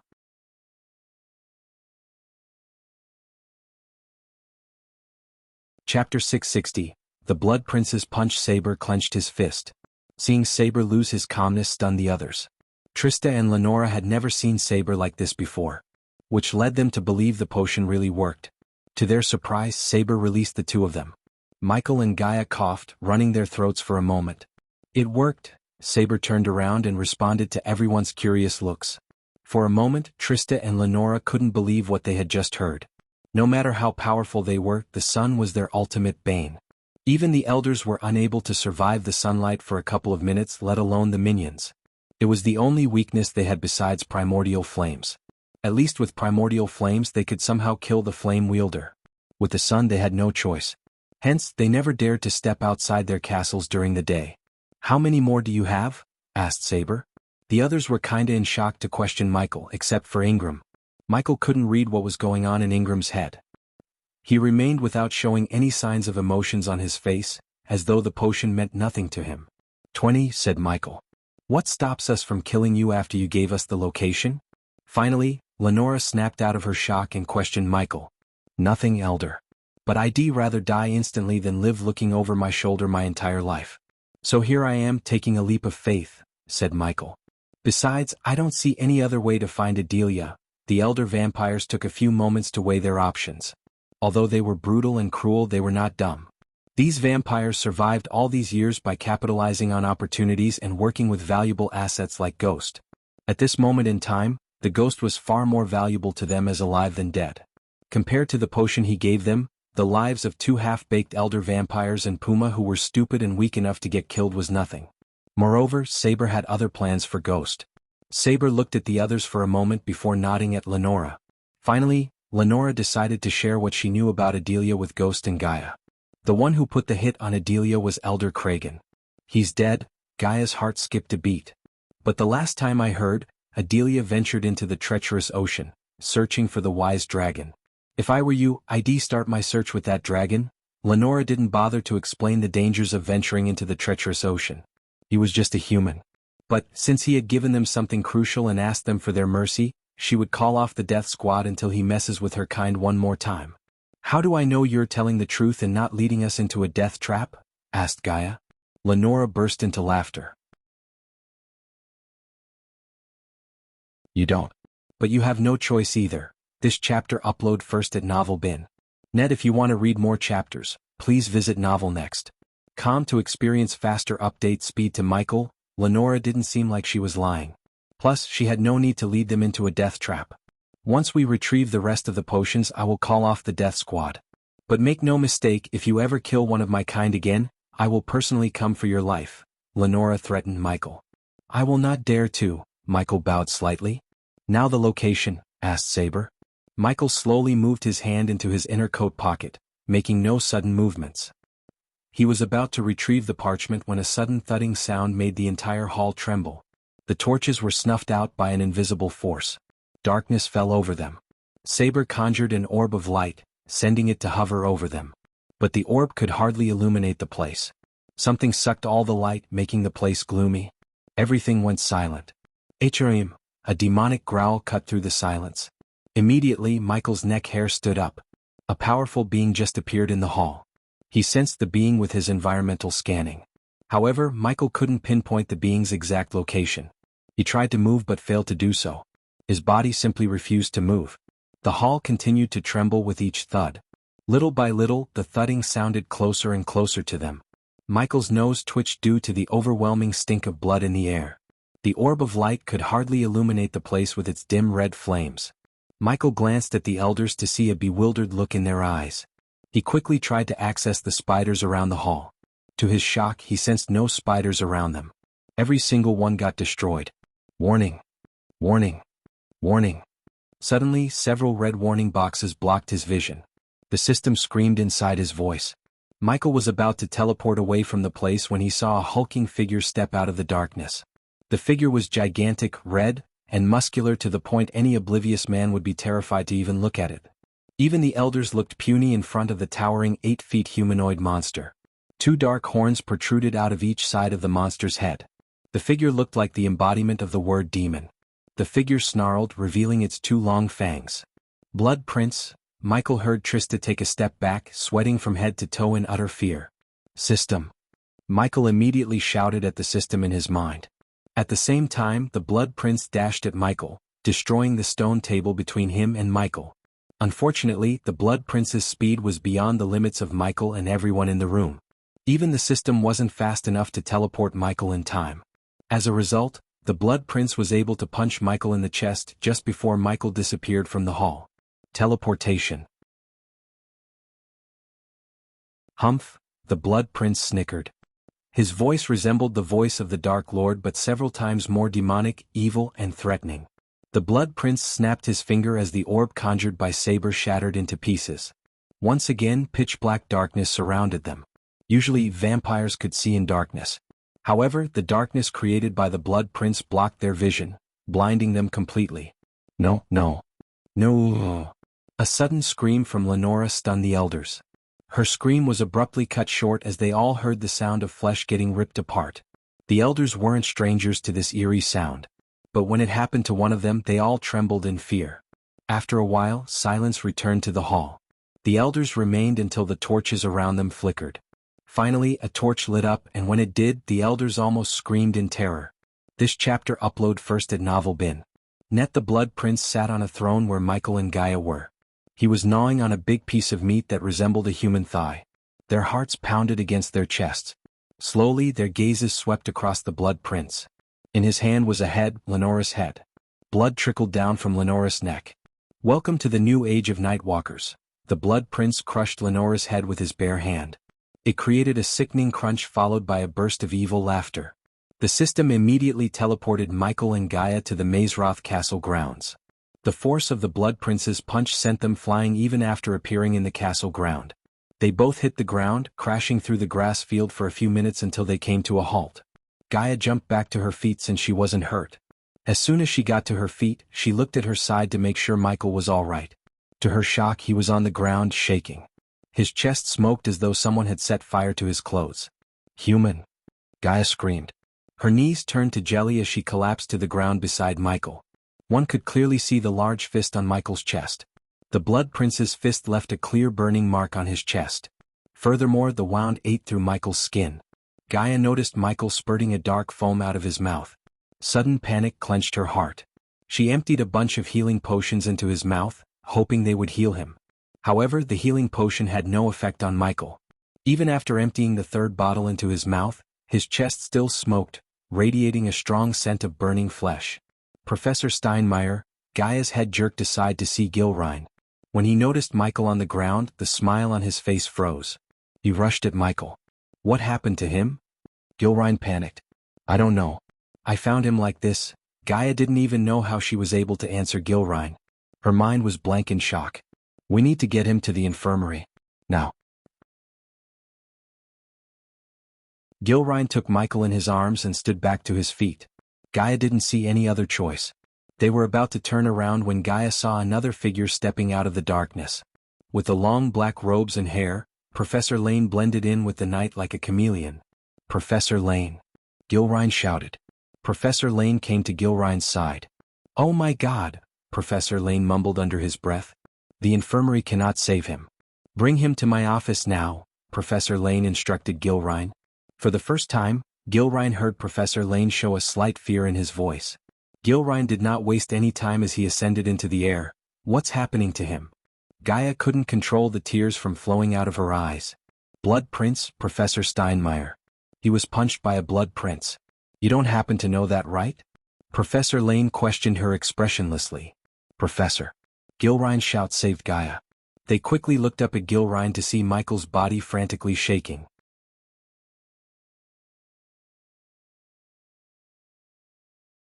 Chapter 661. Holy Maiden Rowena's help. The office of Lane was a gloomy and dimly lit room located in the dungeons. The shadowy walls were lined with shelves of large glass jars filled with slimy, revolting things, such as bits of animals and plants, floating in potions of varying colors. The office had a fireplace.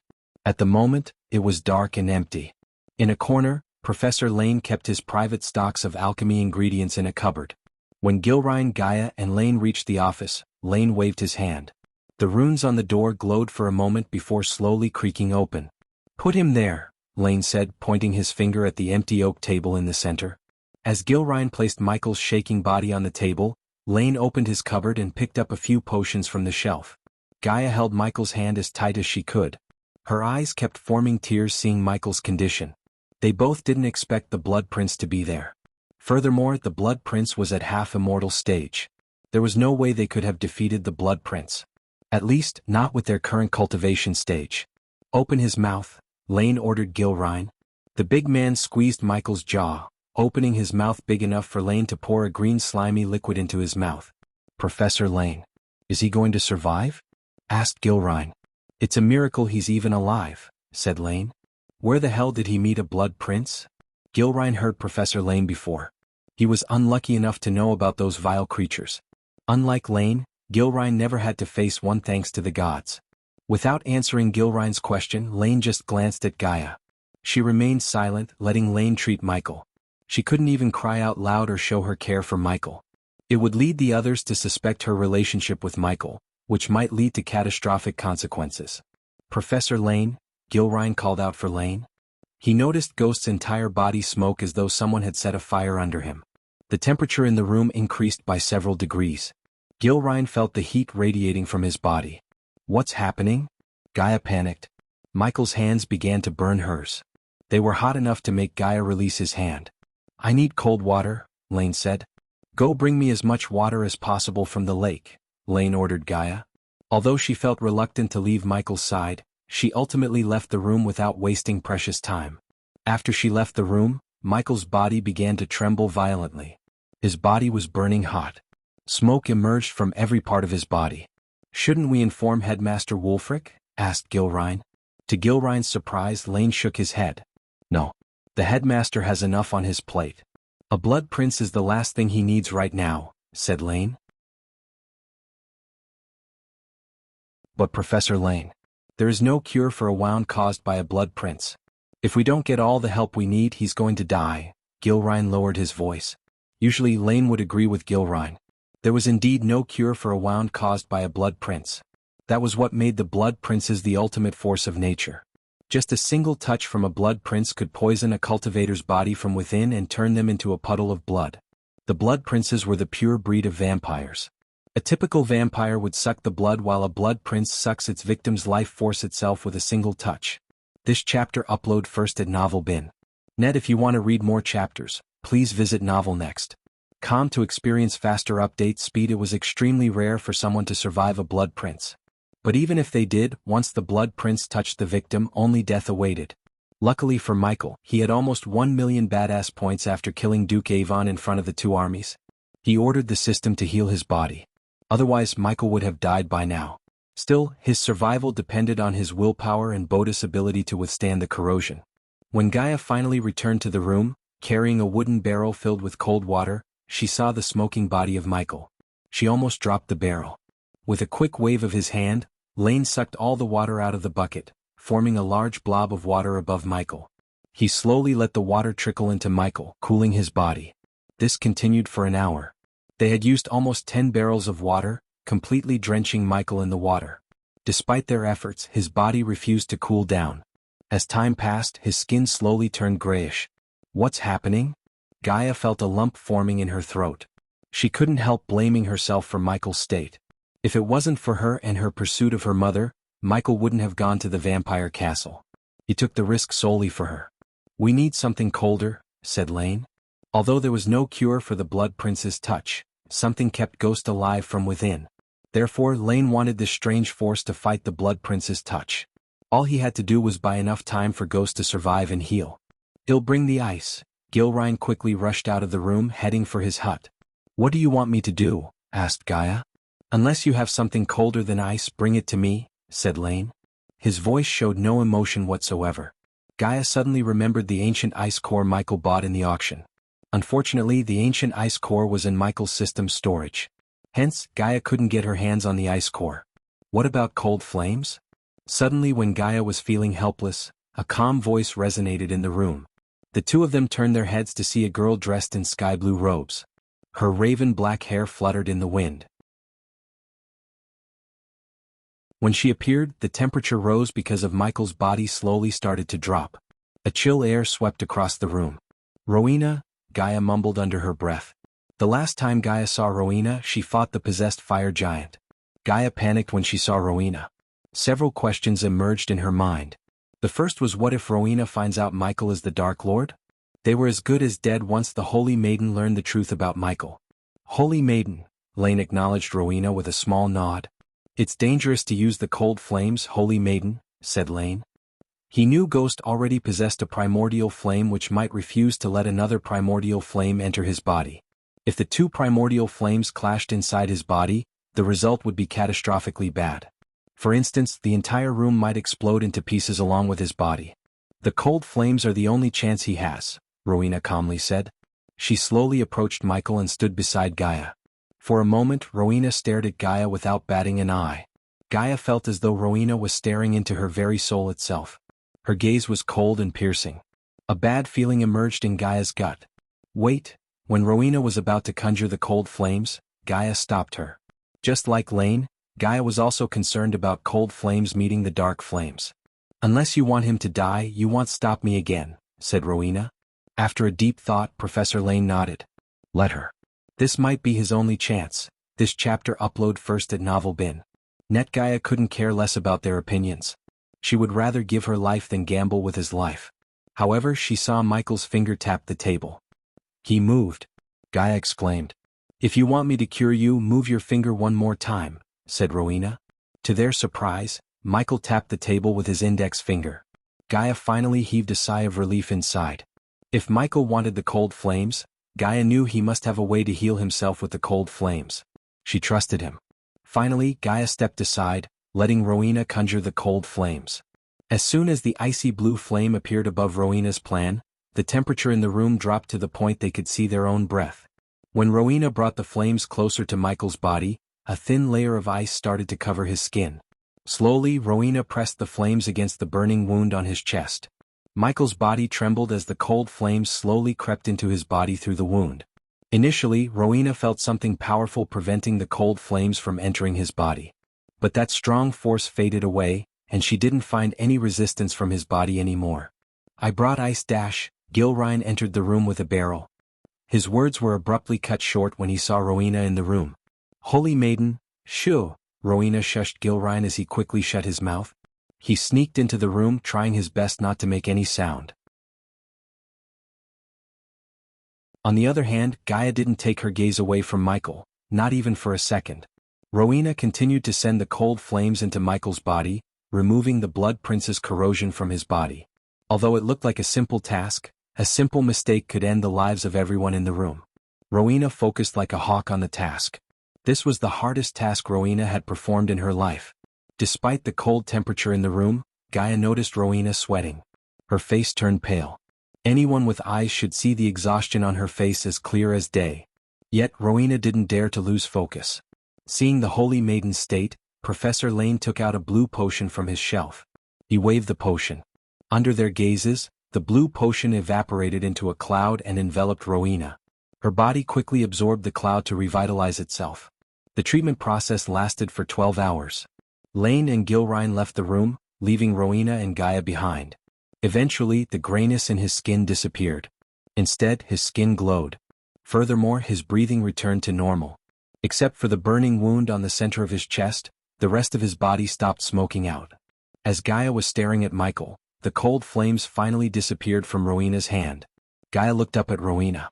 "What happened?" asked Gaia. "His body needs some time to heal," said Rowena. "Keep him here. He needs the cold flames for at least a week. I will be here tomorrow at the same time." Rowena turned around. She was about to leave the room when Gaia questioned her. "Why help him?" Silence fell over them for a few moments. "I owe him for saving my family."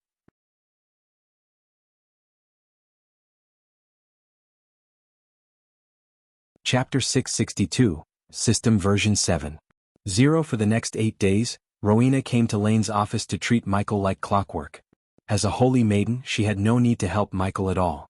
But she was not an ungrateful person. Ghost saved her mother and sister. So Rowena was just returning the favor. Even if she knew Ghost was the Dark Lord, she would have still helped him. On the 9th day after Rowena left Lane's office, Gaia sat on the chair beside Michael, holding his hand as usual. When Lane asked why she was staying with him, Gaia simply said it was her duty to keep every student alive. She also informed him she wanted to be with Ghost in case he woke up. She wanted to be the first one to know what happened to him, at least that's what she said to Lane. The office was gloomy and dark. Except for Michael, only silence and grief accompanied Gaia. Seconds turned minutes and minutes turned hours. Gaia gently brushed Michael's forehead, hoping he would wake up. She didn't know how long she could keep Nightmare in control. The dragon may be kinder than many of his kind, but when someone hurts the people he loves, he would go to any lengths to destroy them. Ever since Nightmare had known what happened to Ghost, he was shouting at Gaia and Aladir to let him go outside. He wanted to burn the vampires to the ground. Only if she wasn't weak, Gaia would have done that already. The night went uneventful until the room suddenly started to become darker and darker. She looked up to see a dark cloud enveloping Michael. Golden lightning bolts appeared out of nowhere, dancing around Michael. Gaia immediately stood up. To her surprise, she saw a movement in his eyes. "Michael." A sudden joy hit her heart, her eyes brightened. As though nature itself had sensed Michael's wakening, dark storm clouds blanketed the clear sky in a few moments. Streaks of lightning flashed across the sky, almost splitting the sky into halves. The howling wind informed the world about Michael's awakening. Finally, Michael's eyes slowly opened. To Gaia's shock, his eyes were pitch black. He slowly rose from the table. There was strange radiation coming from him. Gaia could sense it. The energy radiation was powerful enough to make breathing harder. He cracked his neck, creating a crackling sound. Michael, unknowing to her, fear clenched her heart. She slowly, without making any sudden movement, put her hand on Michael's shoulder. He turned his head. "I am back." His voice sounded deeper and more demonic than before. Surprisingly, Michael didn't use any voice modulators. His natural voice turned like this. It took Michael a moment to adjust his voice. "I am back," Michael repeated the words. This time in his normal human voice. Despite the darkness, the spooky voice, and the strange energy, Gaia jumped at him, hugging him as tight as she could. "I am so sorry," Gaia sobbed. It was obvious she blamed herself for what happened to Michael. However, Michael solely blamed himself. If he wasn't weak, the Blood Prince couldn't have hurt him. "What? I experienced near-death experiences like having breakfast," Michael smiled. In her joy of seeing Michael wake up, Gaia failed to notice the troubled look in his eyes. The Blood Prince's punch affected him to the point he had to spend 300,000 badass points to temporarily heal himself. According to the system, he had to break through to the half-immortal stage within the next 6 months. Otherwise, his body would decay and he had to start everything from the beginning. That meant a new body at the first stage of cultivation. Simply put, everything he worked hard and built would go down the drain. As long as Michael was alive, he wouldn't let that happen. Thanks to Rowena and her cold flames, Michael woke up in just 8 days instead of the system's estimation of 3 months. His current situation was a blessing in disguise. Plus, it made venturing into the treacherous ocean a high priority. Killing the mutated beasts in the treacherous ocean was the fastest way to reach the half-immortal stage. But he must forget to upgrade the system to level 7. Because of his actions on the battlefield, he had 600,000 points even after spending 300,000 to heal himself. "We cannot be seen like this here. They'll be here until morning. You make sure Elides is all set in my room to activate the array," said Michael.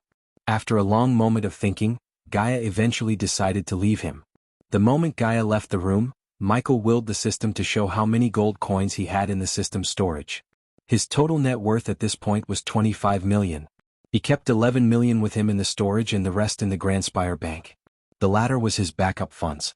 Without a second thought, Michael ordered the system to convert the entire 11 million into badass points.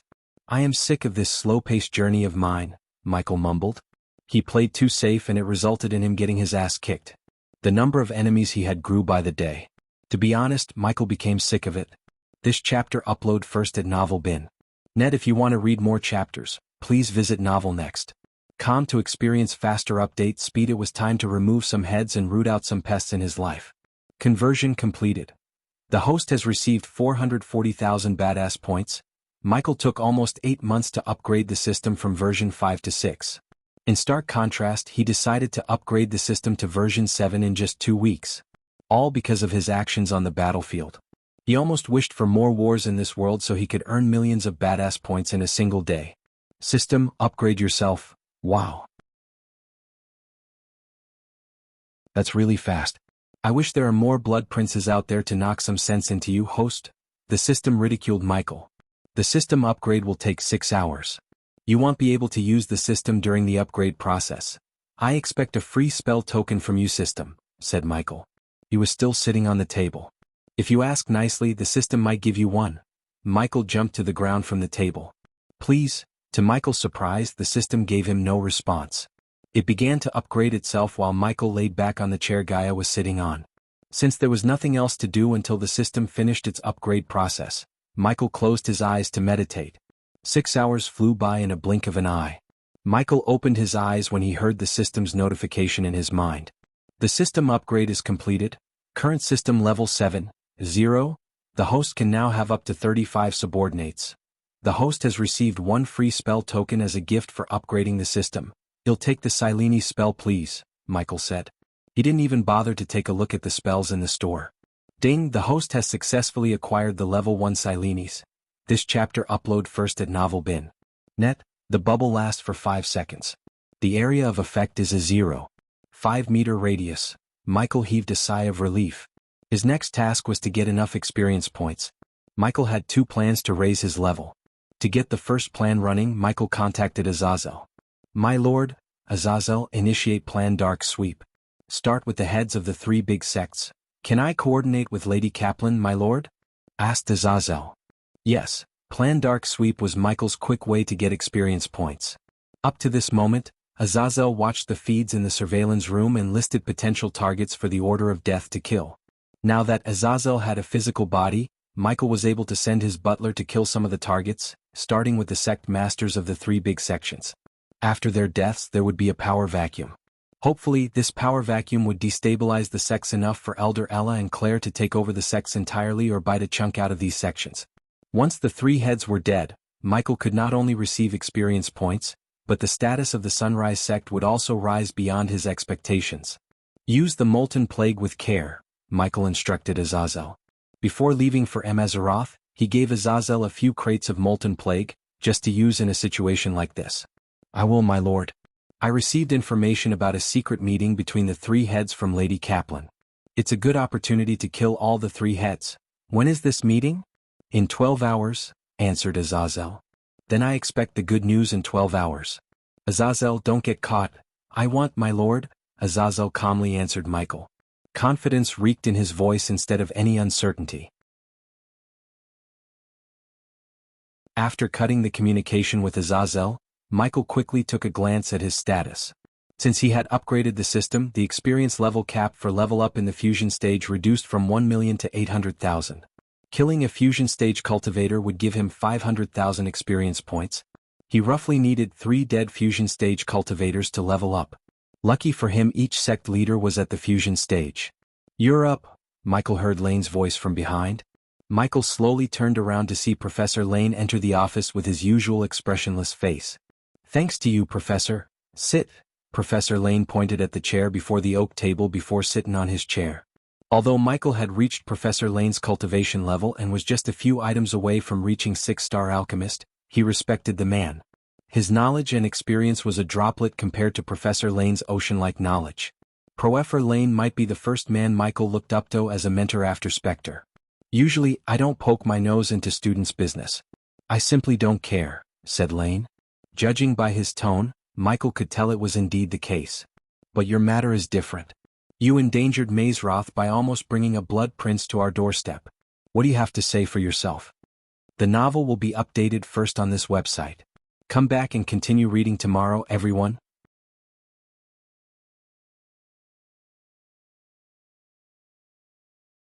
Chapter 663.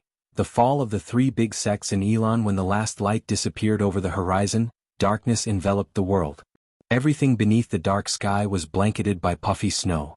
The howling wind breezed through the trees. Falling snow embraced the trees with its cold embrace, turning the green trees white. Except for a few torches to illuminate the snow-covered paths, the rest of the city of Rosegate slept in darkness. Rosegate was one of the 4 duchies in Kingdom Kethen and also the only kingdom that didn't participate in the recent war between Icefair, Pentown, and Flamefair. Almost everyone in Rosegate was sleeping peacefully inside their homes except for the 3 sect leaders. They held a meeting inside a brightly lit room. Everyone sat around an oak table, taking sips out of the golden chalices. One of them was Sadie Kaplan. She accompanied the sect leader of Silvermoon, Ursula Colt. She was the prettiest woman in the room. Even Sadie paled in comparison in terms of beauty. Ursula let her silvery hair free and wore enchanting blue robes which showed her deep cleavage. The other 2 sect leaders were men. One of them was Lancelot Morningstar, the sect leader of the Morningstar. Lancelot was a fairly built man with striking golden hair. His neatly combed hair was tied into a ponytail and the stubble beard gave him a certain charm with the ladies. The one who sat next to him was Garrett Eyre, the sect leader of Golden Valley. Unlike Lancelot, Garrett was a big bulky man with a bushy beard. Despite the cold weather, Garrett was dressed in a vest, leaving his big arms exposed to the coldness, and leather pants. At the moment, they all shared the same concerned look. Are we going to sit here all day and stare at each other or come up with some plan? Asked Lancelot. We definitely cannot destroy them. Not with all their alliances and connections, said Garrett. Contrary to what someone would expect from a big bulky man like Garrett, he was surprisingly calm and collected. Simply put, Garrett was brawn with brains. That was what made him one of the most dangerous men in the Elon continent. It's only a matter of time before they make an attempt to take over our sections.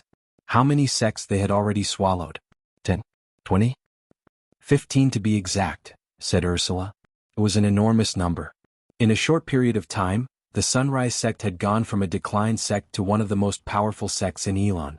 The flag bearer of the takeovers, Allah was an unstoppable force when it came to pursuing sect leaders to join the Sunrise sect. At first, the 3 big sects didn't mind the Sunrise sect taking over a few declined sections. They thought it was a lost cause since those sects were on the brink of closing down. However, as time passed, the Sunrise sect made unrefusable offers to the sects that were running without any problems. One by one they took over all the sects in Bredia, Drattle, and most of the sects in Kethen. In the sheer number of disciples, They were getting close to each of the three big sections. My little birds told me Ella and Claire are eyeing for the sects in the royal land, said Ursula. Hearing them bitch about the growth of the Sunrise sect made Sadie proud of her friend, Ghost. He joined the sect with nothing and built it from the ground up to challenge the three big sects themselves. Of course, Claire, the elders, and Ella played a big role in the rise, but Ghost was the one who started everything. There is only one thing we can do at this point: make counteroffers to those sections. In other words, we take over sects before the Sunrise sect could, said Garrett. No, Lancelot banged the table with his fist. I wouldn't let those street dogs step into my sect and spoil the great name of Morningstar, gnarled Lancelot. Among the three big sects, Morningstar had the most intense recruiting process. Even if someone had heaven-defying talent, if they were not from a noble background, the odds of their placement in Morningstar would be next to nothing. The Morningstar sect handpicked noble talents. But now, even the nobles were considering joining the Sunrise sect due to the abundance of cultivation resources available in the sect. Moreover, the Sunrise sect had the best mentors to guide the youngsters in their cultivation. Once again, Ghost's pills and potions played a huge role in producing talents left and right. We could have used King Breedia to destroy the sect because of his enmity with Ghost. But after what Ghost did at his daughter's engagement gala, I don't think King Breedia would even breathe in Ghost's direction, said Garrett. Do we even have a plan, or are we just here to bitch about their growth? This chapter upload first at Novel Bin. Net. If you want to read more chapters, please visit Novel Next. Com to experience faster update speed. It's you two who's in trouble. My Sadie here is a good friend of Ghost. So as long as Ghost lives, Silvermoon is safe from the takeovers. Ursula grinned, taking a small sip of wine from the chalice. Garrett and Lancelot looked at Sadie for a moment. Sadie dear, Ursula turned her gaze to Sadie. What's your thought about all this? Ursula asked Sadie. If you ask me, I'd say leave them be. There's no use in kicking a hornet's nest, said Sadie. The trio was surprised by her answer. I don't see any harm in turning the three big sects into four big sections. Now we are all bitching on an assumption the Sunrise sect will try to take over our sections. Even if they did try, just refuse their offer. It's that simple, said Sadie. Pretty girl, it's not that simple. Lancelot gritted his teeth. He always thought Silvermoon and the girls were beneath him. Only because they were big and influential enough to rival Morningstar, he tolerated their existence. Power is an addiction, and that bitch Claire and Ella are way deep in it. They wouldn't stop until there were no other sects in Elon than the Sunrise sect. If you don't believe me, my spies with Ella told me she was indeed talking with some of the elders in my sect. The moment I return to the sect, have to make an example out of these traitors, snickered Lancelot. So they had already begun the takeover of our sects, Garrett sighed. It's not that I don't believe your spies, but if what they said was true, we have a reason to wage war against them. They might be powerful, but they cannot win against the three of us combined, said Ursula. Lancelot, Garrett turned his gaze to Lancelot. Don't kill the elders. Make them record their shady deals with Ella in a recording stone. We use that as leverage to ask Claire's hand in marriage for someone worse. We force Claire to kill him. Use that as an excuse to wage a war against them. It's a classic way that works every single time, chuckled Garrett. Sadie sighed inwards, almost feeling pity for these fools. Although Sadie seemed to be in cahoots with Ursula, Sadie hated Ursula to the core. She had turned the Silvermoon into a whole house. The entire continent called the Silvermoon girls bitches due to their cultivation style and the task they performed under the order of Ursula. She picked up poor little girls and turned them into harlots when they came of age. With the Dark Lord's help, Sadie could finally take the Silvermoon in a different direction.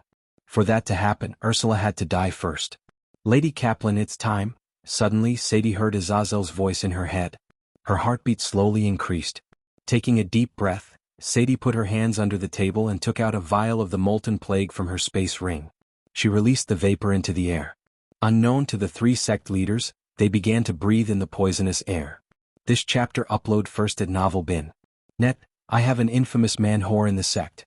It's time he gets a chance to settle in life, Lancelot chuckled devilishly. To a bad marriage, Ursula raised her chalice for a toast. But when raised her chalice, she coughed. Following her, Garrett also coughed violently. What the fuck? Lancelot growled, but he too fell victim to the violent cough. They were confused. Suddenly, the bright chandelier flickered. Flower barrier. To their shock, Sadie waved her hand, casting a spell around them. In a blink of an eye, a wall made of flowers appeared around them, trapping them inside. Sadie, Ursula growled. Her eyes turned bloodshot. It was obvious to them that Sadie had poisoned them somehow, because she was the only one who remained without coughing. Garrett quickly reached out for the battle axe behind him as Lancelot tried to cast a counterspell. To Lancelot's shock, he couldn't feel the celestial energy around him. While the chandelier was flickering, Ursula saw a figure coming through the blue flower wall around them. The flowers turned black and crumbled to ashes when the figure touched the wall. The moment they saw the figure, their eyes went wide. Fear clutched their hearts tightly. At this moment in time, not a single one remained without knowing the name the Dark Lord or Lucifer. His black robes, the dark clouds around him, and the flickering lights were dead giveaways. Dark Lord, Ursula mumbled. She crawled backward in utter fear. Unlike the trio, Sadie was nonchalant. She just took a step back, letting the Dark Lord handle them. Garrett finally managed to grab the battle axe. He was about to swing the axe at the Dark Lord when two black beams shot out of the Dark Lord's eyes, penetrating straight through Garrett's head. The battle axe fell from his hand with a loud thud, followed by his lifeless corpse. Lancelot was in shock. But before he could do anything, the Dark Lord turned his gaze toward him as the dark beams cut Lancelot's head clean off of his shoulder. Blood spurted out from his neck, painting the table red. Sadie, help me." Ursula lost all the courage to fight as a result of the fear toxin. She grabbed Sadie's leg, begging for her help. "Go to hell, bitch." Sadie grabbed Ursula by her hair and threw her to the Dark Lord. Sadie saw the Dark Lord cup Ursula's face. Ursula struggled frantically. However, her struggle only lasted for a few seconds as the Dark Lord fired the dark beams straight through Ursula's head. The beams went through Ursula's eyes, forming two big holes in her head. The trio survived almost 100 years in the world. But their light of life was snuffed out by the Dark Lord in a few seconds. "From tomorrow, the Silvermoon sect is yours," said the Dark Lord to Sadie. "You're tuning in to the Phantom Sword Chronicles YouTube channel. Don't forget to subscribe and join us on this journey to catch the most captivating stories."